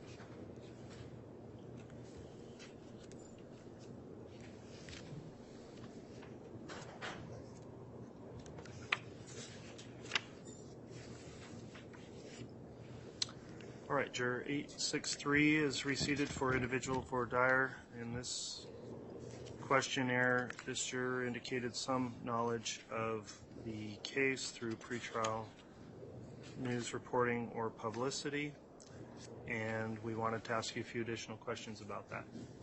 So the first question I'll ask you is, prior to being told about the charges in this case by me when you were brought back, did you know that the defendant had been charged with anything, anywhere, including here? No, I just knew it was like accused. Okay. In dealing with what you would already know about the case, have you watched any sort of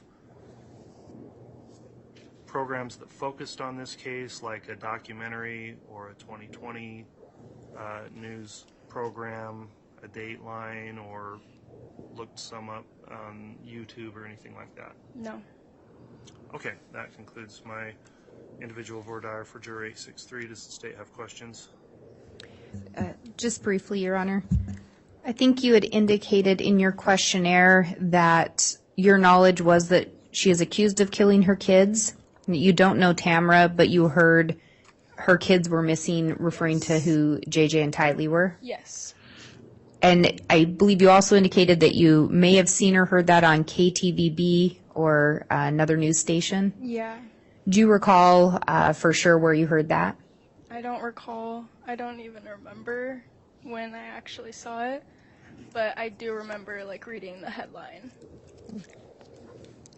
And then I did want to shift gears just a little bit here. On the hardship, you had responded that you work overnights. Yes. Do you work every night? Yes. I for sure work Sunday through Thursday, and sometimes I pick up Friday and Saturday. And when you talk about an overnight shift, what hours does that shift run? I work 11 to 7. Does that cause you concern with your ability to then report here to sit on a jury? No. My job, I basically get paid to sleep because the company I work for, it's like I watch over participants, with like mental disabilities and stuff. And so my job is just to make sure they're safe overnight, but I can sleep on my shift.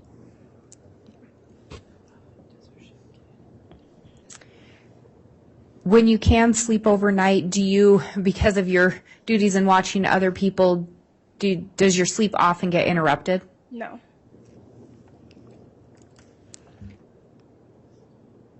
The state doesn't have any additional questions. Thank you, Your Honor. And thank you, Juror 863. All right. Mr. Archibald, do you have any questions for Juror 863? The news that you watched about the case, where was that from? It was a news source. I'm not sure which one it was, but... Was it something that popped up on your phone? Yeah. And was it like KTVB or was it Fox News? Or I can't remember if it was KTVB or KBOI2, possibly. Those are the two news sources that I look at if I'm looking at news. And so have you downloaded that news station's app, or is this on Facebook, or? No, I just like to look at the news sometimes. Okay. Yeah. And so When you were summoned for this jury, did you know which case this was about? Only when I walked in here, yes. Okay. Are you concerned about your ability to be fair and impartial to my client based upon the news that you've seen? No. You're confident that you can give her a fair shake? Yes.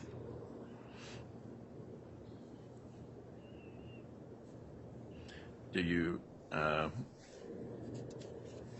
watch YouTube specials about this case? No.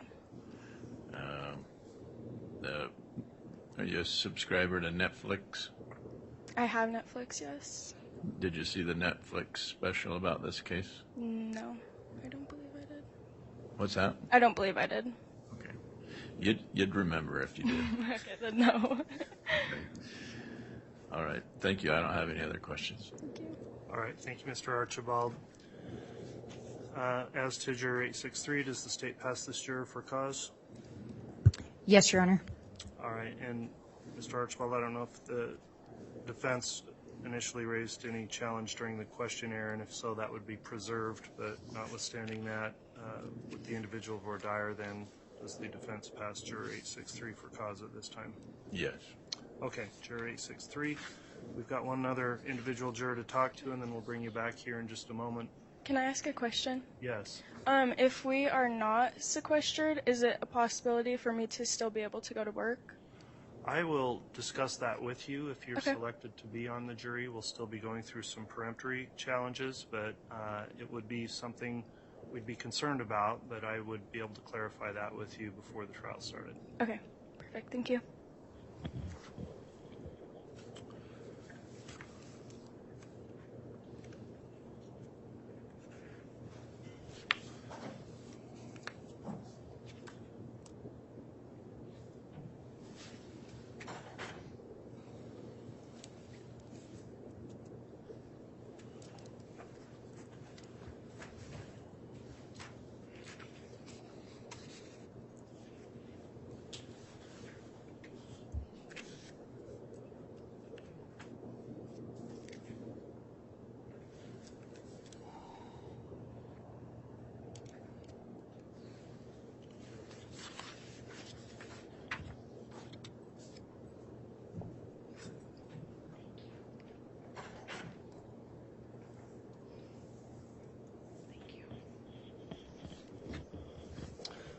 All right, Juror 869 has been seated again for individual voir dire. This juror indicated some knowledge of the case through previous news reporting or publicity, so we'll question you outside of the presence of your fellow jurors on those subjects now.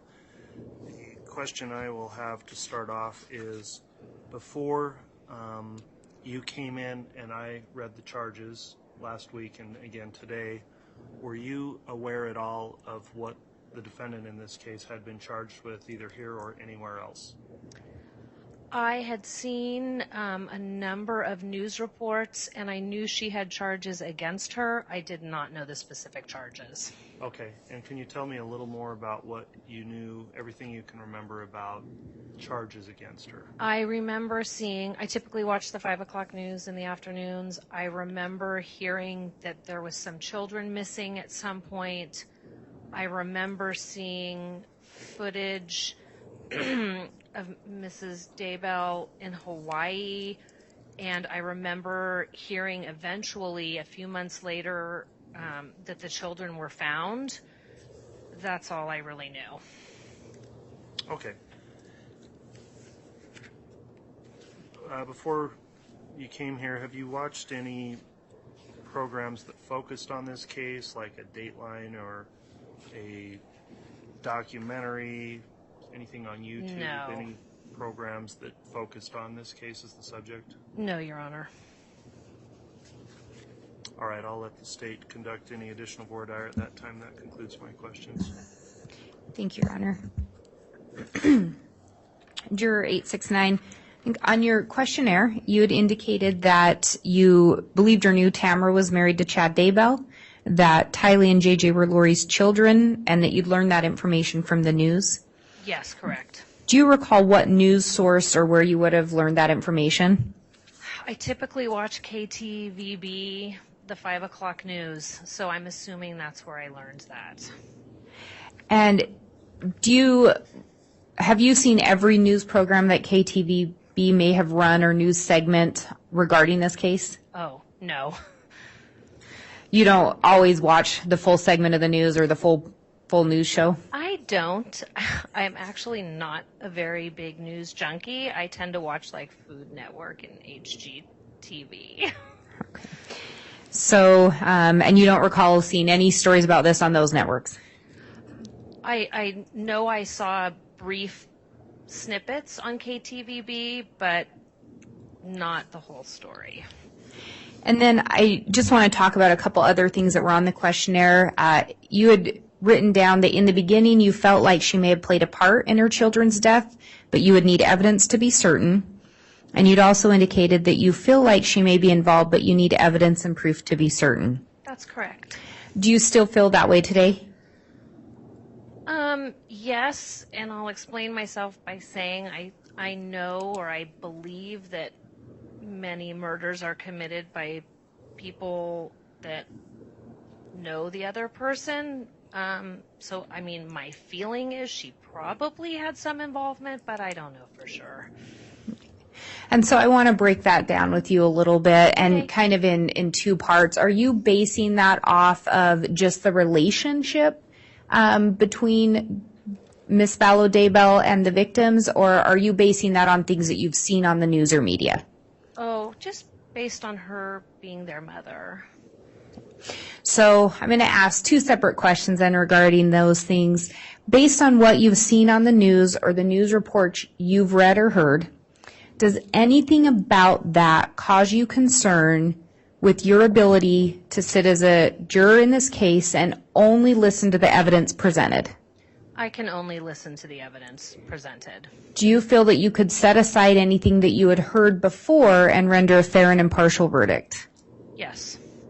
And so then I want to come back to the feeling you have or the belief you have based on their relationship. Is that so ingrained in you that you could not set it aside and listen to only the evidence presented and render a fair and impartial verdict? Oh, no, absolutely not. I'm 100% willing to listen to the evidence that's only presented in this courtroom. I don't have any additional questions. Okay, thank you, Ms. White. Mr. Archibald. And so this news that you watched included footage in Hawaii?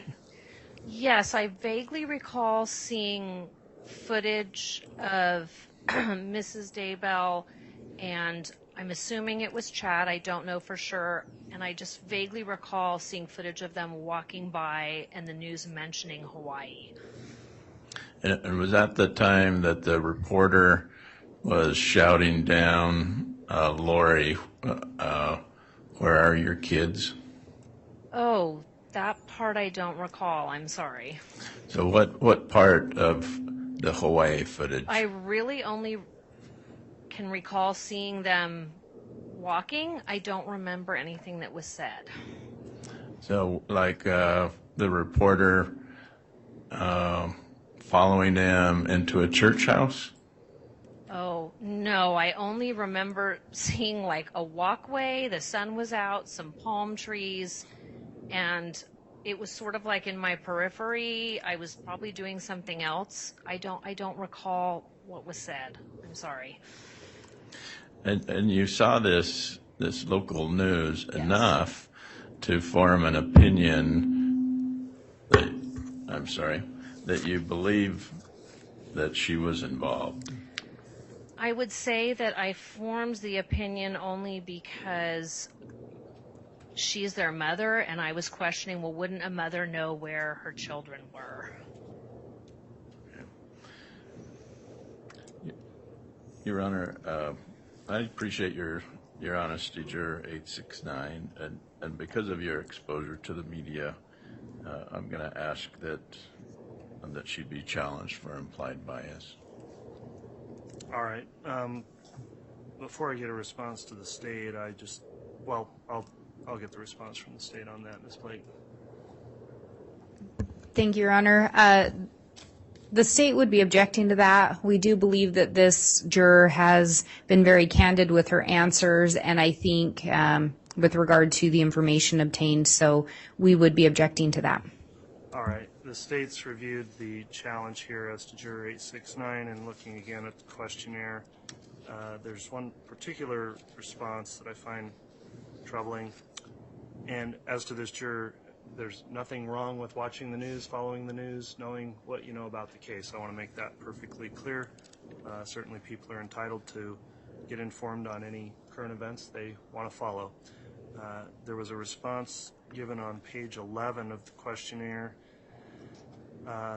Quote, I know she is charged with murdering or conspiring to murder her children and ex-husband. And so based on that particular knowledge, the court does find that there is a potential for bias through that pretrial exposure to media in the case, and details that this juror should not have going into the case as a trial juror. So based on that, the challenge is sustained, and Juror 869, you are excused with the sincere thanks of this court for coming today and for taking the time to fill out your questionnaire. As I've mentioned to other jurors, if you'd like to discuss the case, please be respectful of the other jurors in the case and only talk about your own personal experience. And if somebody insists on talking to you and you don't want to, please report that to the court. Thank you, Your Honor. All right, thank you. That will conclude the first group then.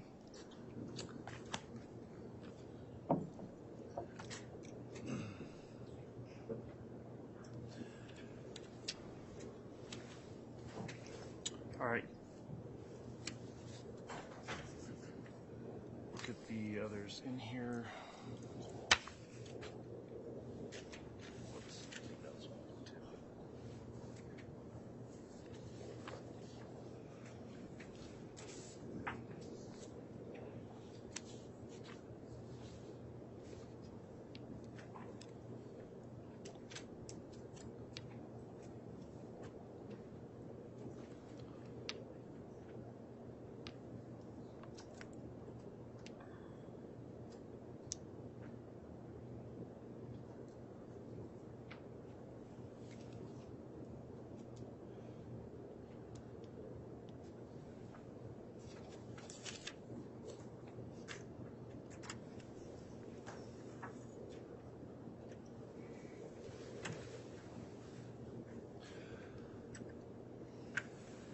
Okay, if we could have the remaining jurors, I think there's 4, maybe 3.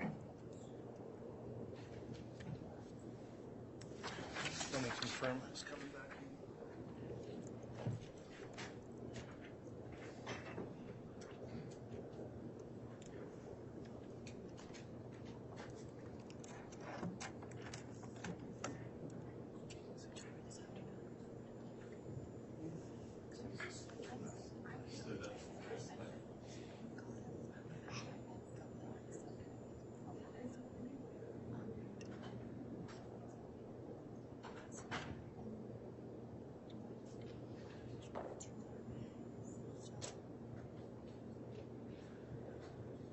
All rise.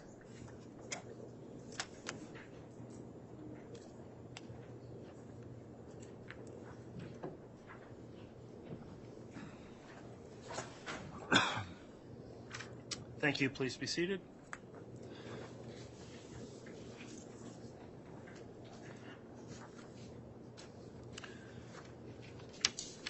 All right, we've gone on the record on those individual voir dire questioning and challenges for the jurors. We have the remaining group here who will be passed for peremptory challenges. If each of you that's still remains seated, please hold up your red card, and I'll ask the parties if they will confirm that's the group that will be moving on to peremptory challenges. So we've got Juror 536, 631, 646, 849, and 863. Does the state agree that this group was passed for cause by the state? Yes, Your Honor. Does the defense agree agree pending any prior lodged objections as well? Yes, Your Honor. Okay. So, ladies and gentlemen of the jury, you've now been passed for cause, so we'll instruct you that you'll be contacted by the jury commissioner. We'll give you a card with his business contact information, and he will be giving you further instructions regarding when you'll return to come back another time for the peremptory challenges. I think that will probably be later this week, but the jury commissioner will confirm that. While you're waiting between now and then, if you should be approached, questioned, followed, or in any way bothered, please report that immediately to the court upon your return. You'll also be asked to again fill out that admonishment and acknowledgement that you have not gone and investigated or looked up the case or gone out of your way to now learn about the case at this stage, and we'll be confirming that with you, so please follow that instruction that you've previously been admonished on multiple times. With that then, that will conclude this first group, and we will see you back here once you are advised of when you'll return. We'll take a recess, and before we break, I'll address scheduling with the parties. So you can be excused. Did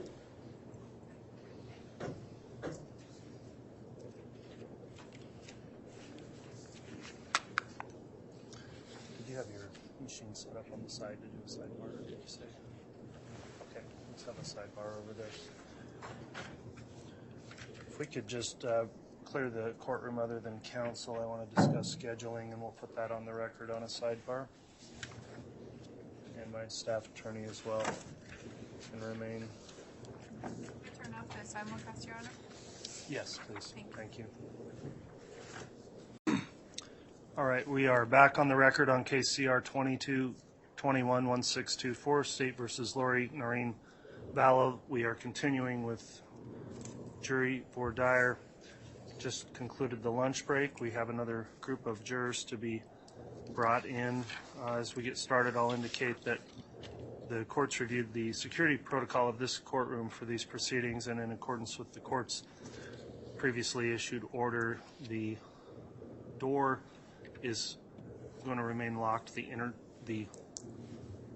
inner door, so the outer door there will still be access for the parties. Is that the order we want to do the doors? Okay. So for the parties that are here observing, if you left, then you'll be locked out unless it's one of the court administration personnel that needs to assist. And that'll be the protocol we'll be using throughout trial as well for courtroom number 400.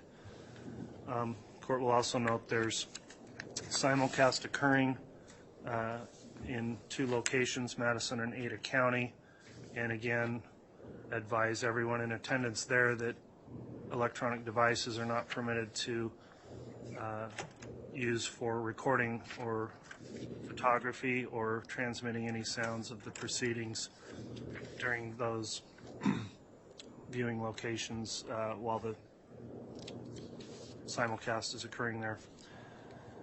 At this time then, court would ask that the next group of jurors for voir dire be brought into the courtroom for questions. Good morning. We'll go on the record on case CR 22-21-1624, State versus Lori Vallow. This is the second day of jury voir dire. The court will note that the defense is present, Mr. Archibald and Mr. Thomas, along with their client. The defendant, the state is here as well, Mr. Wood, Ms. Blake, and Ms. Smith representing the prosecution. Is the state ready to proceed? Yes, Your Honor. All right, is the defense ready to proceed? Yes, Your Honor. Okay, at this time we will instruct the bailiffs, if they would, to bring in our next group of jurors for individual and group voir dire.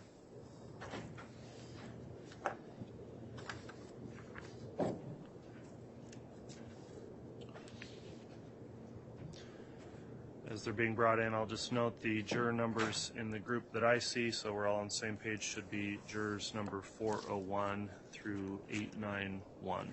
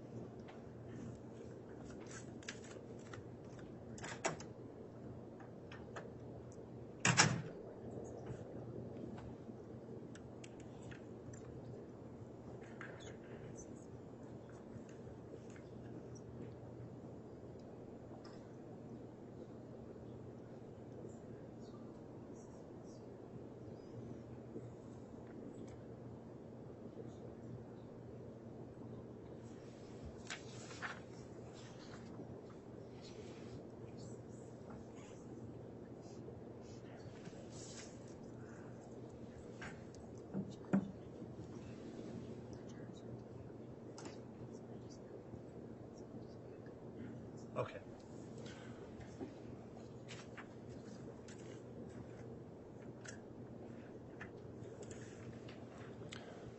These are some of the jurors this morning getting in, so we're just waiting for them to be lined up, so we'll just wait until they're here.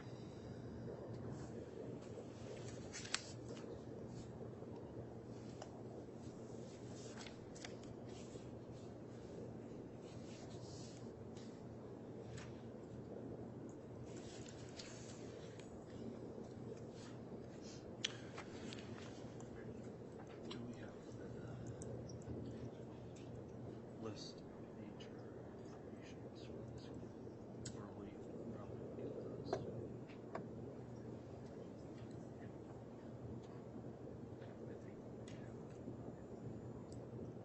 I think probably sign this one.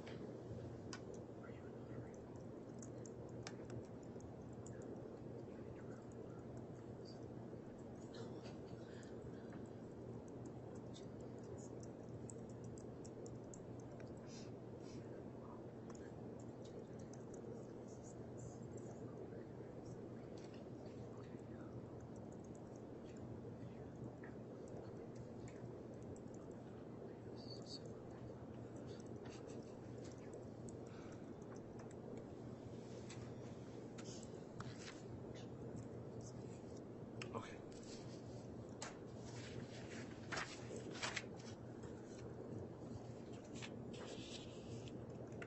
All rise, please.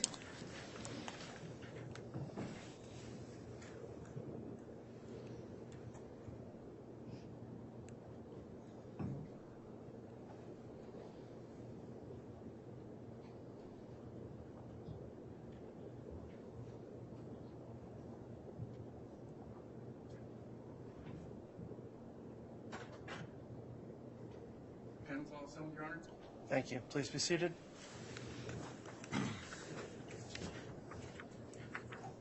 Okay.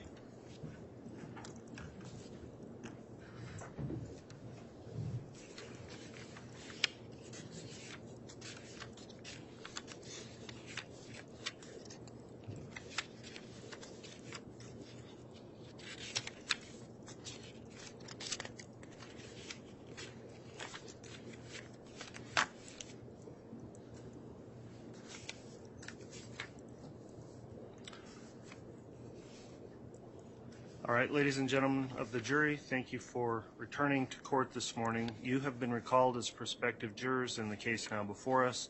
The court will note on the record as we commence, we are on case CR 22-21-1624, State versus Lori Vallow. Parties are present as well as counsel who will be introduced additionally in a moment. I'll introduce my court staff here again for you. My name's Judge Stephen W. Boyce, and I'm the District Judge for Fremont County, Idaho, and I'm in charge of the courtroom and this trial. The court clerk assisting me is Shannon Holstein, who will be keeping minutes of these proceedings, marking any exhibits, and will administer oaths to you as jurors. The bailiffs are assisting us this morning as well, Deputies Ravello, Holmes, and Beish, and are assisting in maintaining courtroom order and working with the jury. The court reporter is Patty Bath, who is taking a stenographic record of what's being said in these proceedings. And my staff attorney is Courtney Stallings, who's seated over by the window at the table, and she'll be assisting me on legal issues that arise in this case from time to time. Each of you is qualified to serve as a juror of this court, and each of you filled out a questionnaire that was provided to you last week, and that's now been reviewed by the court and counsel, and you've been determined to be recalled for further questioning. So the first thing we'll do for the trial is to select 18 jurors, which will be 12 jurors and 6 alternates from among you. At this time, I will request that the clerk conduct a roll call of the jurors. So when your number is called, I'll also indicate to only refer to jurors by their numbers. I'll have each of you just raise your red card number and say here once that's called. So Madam Clerk, would you please take a roll call at this time? Juror 401. Juror 536. Juror 549. Juror 615. Juror 631.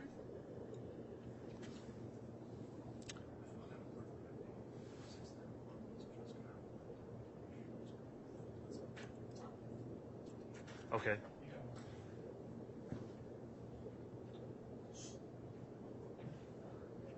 All right. Let's go ahead and let me hand the seating map to the bailiff and make sure we're seated in order. Sure. We'll get you reseated so you match the diagram that court and counsel has. So a few of you will need to move around.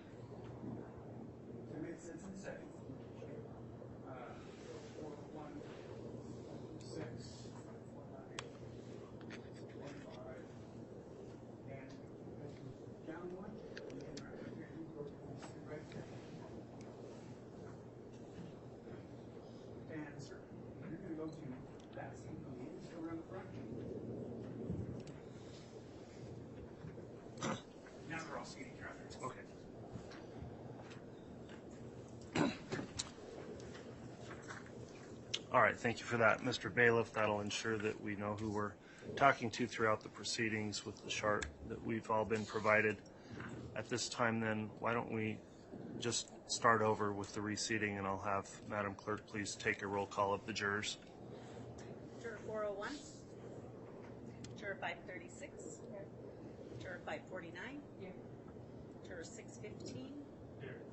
Juror 631. Juror 646. Juror 667. Juror 676.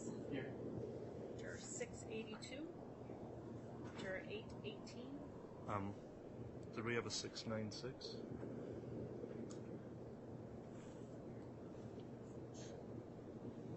Sorry. Juror 696. Juror 818.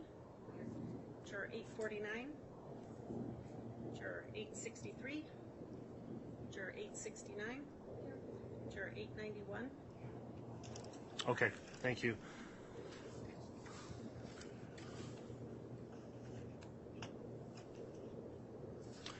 As we get started, then the court will indicate that this matter is being simulcast to remote viewing locations here in both Ada County and a location in Madison County, Idaho. Those viewing locations are subject to a court conduct order, and in that order, the use of any electronic device to record or photograph or transmit any sounds or images from those viewing locations is strictly prohibited. The court has given the authority of the bailiffs monitoring those locations to confiscate any devices if anyone runs afoul of the terms of that conduct order, which is posted at those locations.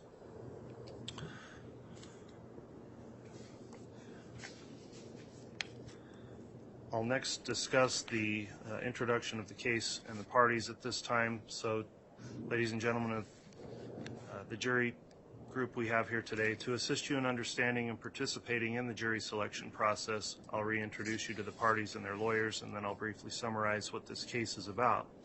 When I introduce an individual, please stand and briefly face the jury panel and then retake your seats. This case has been brought by the state of Idaho. I'll sometimes refer to the state as the prosecution. The state is represented at this trial by Lindsay Blake, the prosecuting attorney for Fremont County, by Rob Wood, prosecuting attorney for Madison County, and by Rachel Smith, specially appointed prosecutor for this case. The defense is represented by Mr. Archibald and Mr. Thomas, and the defendant, Lori Vallow Daybell, is here present as well. Thank you, counsel. This case is a criminal matter, which means that the defendant is charged by the state of Idaho with a violation of the law. When you were here last week to complete your questionnaires, I read a summary of the charges as contained in the indictment. I'll give a more shortened version of that summary at this time in regards to the charges. So the state of Idaho alleges that Lori Vallow Daybell committed the crimes of count 1, conspiracy to commit first-degree murder and grand theft by deception, count 2, first-degree murder, count 3, conspiracy to commit first-degree murder and grand theft by deception, count 4, first-degree murder, count 5, conspiracy to commit first-degree murder, count 7, grand theft. The defendant has pled not guilty to all of the charges. Please remember, this is simply a description of charges. It is not evidence. Under our law and system of justice, every defendant is presumed to be innocent. This means two things. First, the state has the burden of proving the defendant guilty. The state has that burden throughout the trial. The defendant is never required to prove her innocence, nor does the defendant ever have to produce any evidence at all. Second, the state must prove the alleged crimes beyond a reasonable doubt. A reasonable doubt is not a mere possible or imaginary doubt. It is a doubt based on reason and common sense. It may arise from a careful and impartial consideration of all the evidence or from lack of evidence. If after considering all the evidence you have a reasonable doubt about the defendant's guilt, you must find the defendant not guilty. At this time, I'll discuss the juror's duty. The duty of the jury is to determine the facts and then apply the law as set forth in the instructions I'll later give you to those facts. In this way, you will decide the case. In applying the court's instructions as to the controlling law, you must follow those instructions regardless of your opinion of what the law is or what the law should be or what any lawyer may state the law to be. During the course of this trial, including this jury selection process, you are instructed that you are not to discuss the case among yourselves or with anyone else, including any use of email, text messaging, tweeting, blogging, electronic bulletin boards, or any other form of communication, electronic or otherwise. Do not conduct any personal investigation or look up any information from any source, including the internet. Do not form an opinion as to the merits of the case until after the case has been submitted to you for your determination. On that point as well, the court will note on the record, I received the signed juror affirmation notices this morning indicating that all jurors have complied with that admonishment given to them last week when they left with after completing questionnaires. At this time then, I will ask the clerk to administer the oath to the jury panel. So ladies and gentlemen of the jury, if you would please stand and raise your right hand, I'll have you placed under oath. Do you solemnly swear or affirm that you will truthfully answer such questions as may be asked of you by the court or counsel, touching upon your qualifications to sit as a trial juror in the cause now on trial, so help you God? All right, thank you. You can be seated. At this time then, the clerk has impaneled 15 prospective jurors for questioning from the small group today. Will the state stipulate that the jurors are properly seated and called and impaneled this morning? Yes, Your Honor. Thank you. Will the defense stipulate to that as well? Yes, Your Honor. All right, thank you, counsel. In this part of the jury selection, you'll be asked questions touching on your qualifications to serve as jurors in this particular case. This part of the case is known as the voir dire examination. Voir dire is an ancient Anglo-Norman term dating back hundreds of years to the origins of common law. In Old French, it simply means to speak the truth. Voir dire examination is for the purpose of determining if your decision in this case would in any way be influenced by opinions which you now hold or by some personal experience or special knowledge which you may have concerning the subject matter to be tried. The object is to obtain 12 persons who will impartially try the issues of this case upon the evidence presented in this courtroom without being influenced by other factors.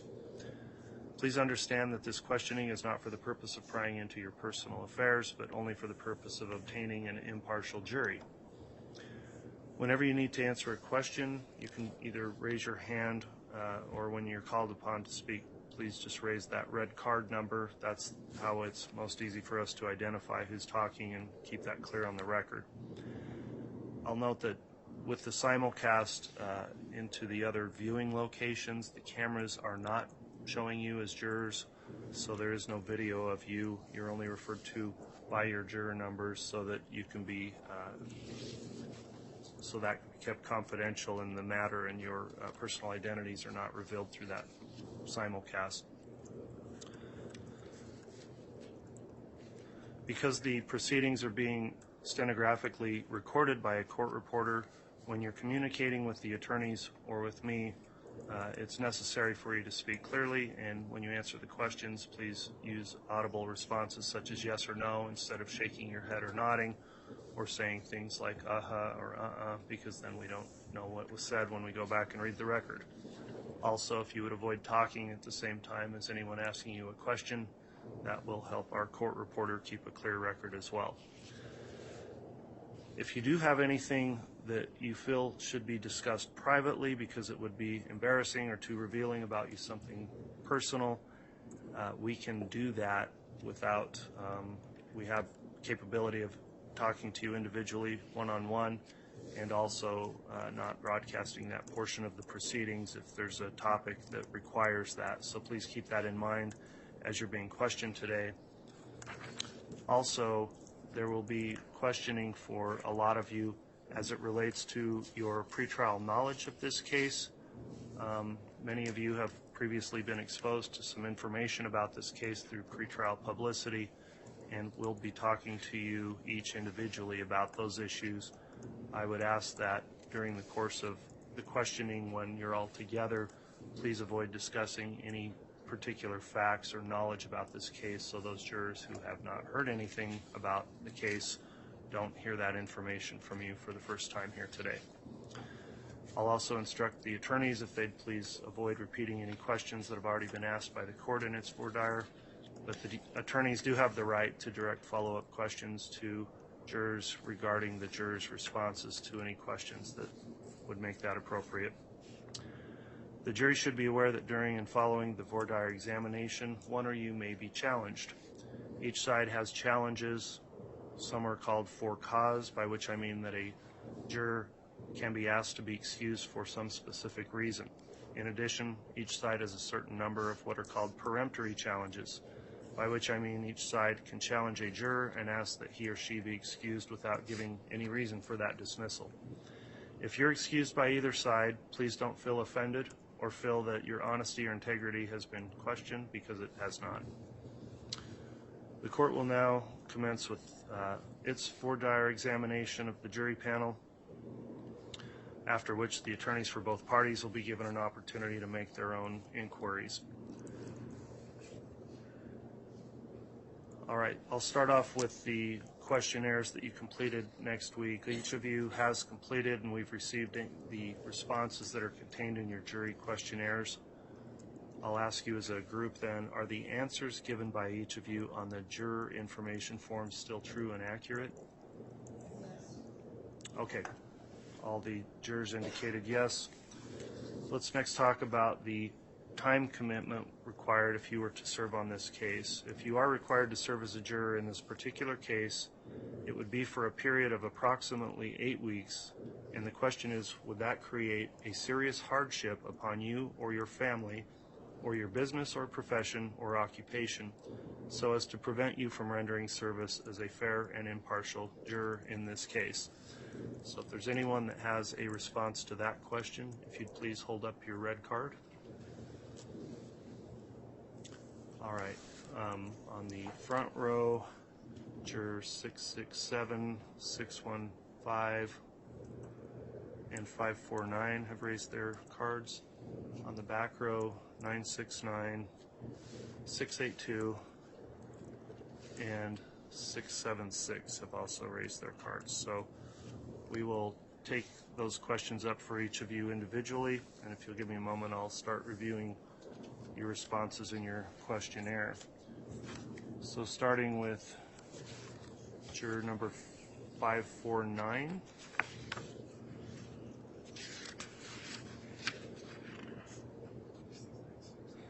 And 696. Okay, we also have juror 696. All right, juror 549, the court reviewed the detail of your questionnaire and didn't see any mention that it would be a difficult obligation for the time frame. Would you explain what you believe the hardship would be if you were required to serve? Just being self-employed, being able to make ends meet financially for my family. We're a family of 5. All right, and you're currently employed, correct? Yes. And in your family, do you have a spouse or significant other that also works as well? No. All right, so are you the sole primary provider for finances for the household? I am, yeah.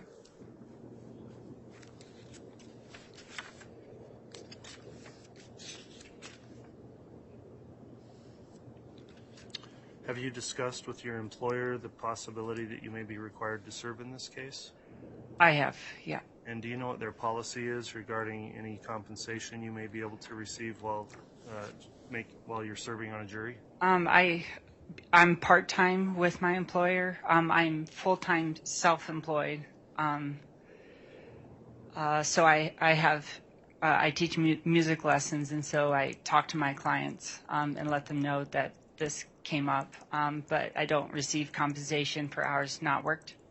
But with my part-time employer, they do have jury duty option, but it's paid, unpaid time off, any number of hours. Unpaid time off? Yeah. Okay. Let me ask the state if the state has any follow-up questions for juror 549. We do not, Your Honor, and we would not object based on the representations made by him today of him being excused. All right. What's the response from the defense as to juror 549? We do not have any objection to juror 549 being excused for hardship. All right. Thank you, counsel. The court's considered the responses provided today as well as the position of both the state and the defense as to a request to be excused for an undue hardship, finding that financially it would create an undue hardship for this particular juror given the length of the trial. The court will grant the request to be excused. So juror 549, you can be excused from your jury service. I'll indicate something to you now, and if any other jurors are excused, I'll give a more abbreviated definition here. But so juror 549, thank you for coming and filling out your questionnaire last week, coming again today. The court appreciates your time and service. If you decide to discuss this case with anyone, please be careful to respect the privacy and feelings of your fellow jurors. Please limit your comments to your own perceptions and feelings. And if anyone persists in discussing this case with you over your objections or becomes critical of your service, please report that to the court, and the court will take that up with whoever has engaged in that behavior. So that will conclude my remarks to you today, and you can be excused.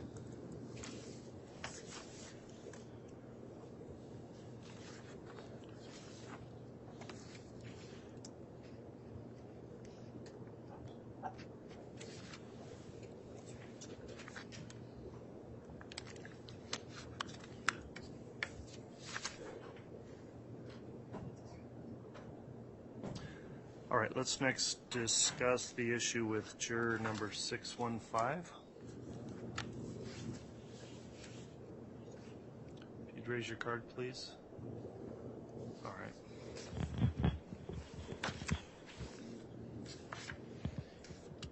right. Basically, I'm the primary provider for a special needs child, my daughter. During the day, she does attend school.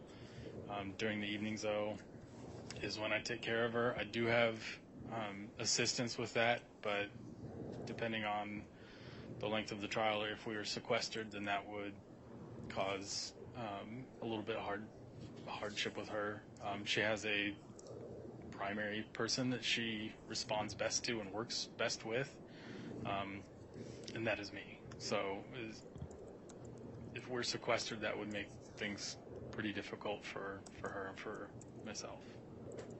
Okay, so during the course of the trial, if it was not during a time sequestered and we were ending around 3:30 each day, how would that comply with the schedule you've got with her? That would comply. She gets home around that time, and then I'd be able to take care of her in the evenings. All right, so the question would be whether or not there was a time when the jury was potentially sequestered in the case? Yes.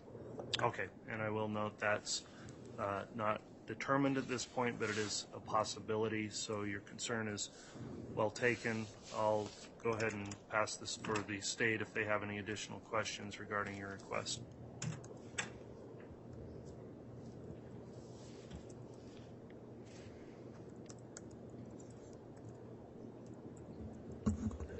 Judge, we don't have any questions for this juror. All right, from the defense? Your Honor, we don't object to Juror 615 being excused for hardship. All right, the court's considering that as well. Does the state, didn't have any questioning, but do you have any objection to the hardship excuse request? Judge, we do not have an objection. All right, Juror 615, then the court has considered your responses here today, given that there's a possibility of sequestration, and we wouldn't know that until the case was fully submitted. It would potentially create an unnecessary hardship for you and your family to require you to serve in this particular case. So again, thank you for your service today, and that same admonishment I gave about discussing the case, or if anyone wants to discuss the case with you, applies. So with that, you can be excused, and thank you.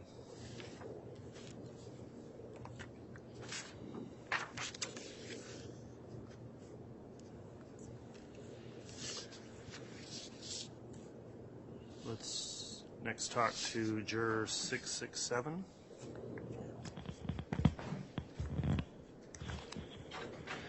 Yes, this is the first time I've ever been in a jury or anything like that. I've never been in a courtroom for it. So you were saying that it could go on for 8 weeks. I'm not sure if it's Monday through Friday each week. Right now I've got 80 hours of jury paid, or jury duty paid hours, and then anything over that, I've got 2 weeks paid vacation that I can use, and anything over that, it's unpaid. All right, so to clarify, the 8 weeks would typically be the full Monday through Friday each day, 8:30 to 3:30, and that's information you received from your employer after advising them you may be called to serve in this case? Right. Yes. Okay.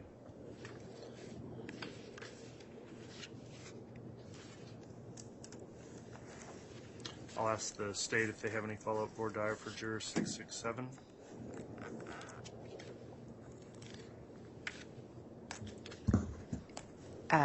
Judge, the state will not have an objection to this juror being released based on his representations here today.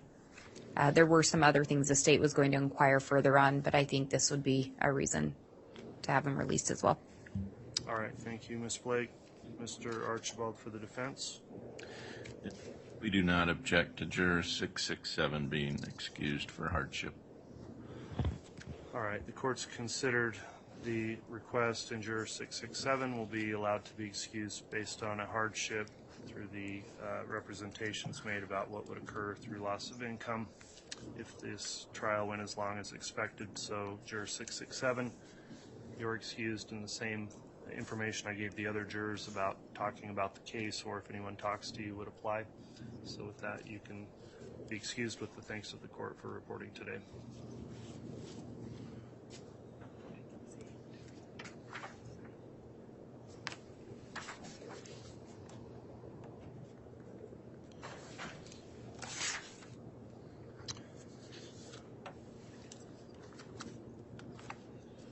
Juror number 676.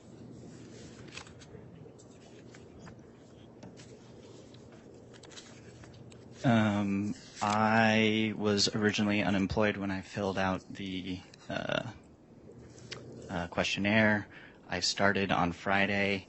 I am the main earner of the family. My wife does have a small part-time job, but because I've just started, I'd have no eligibility for jury pay or anything like that.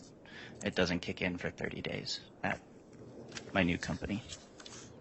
All right. The court, Juror 676, reviewed your responses in your questionnaire, and you did indicate that you had been searching for a job, so that would be some updated information that's occurred just since last week. Would you just advise the court and the parties of where you're currently employed? The name of the company? Yes. EE Tech Media. And when did you begin that employment? Friday.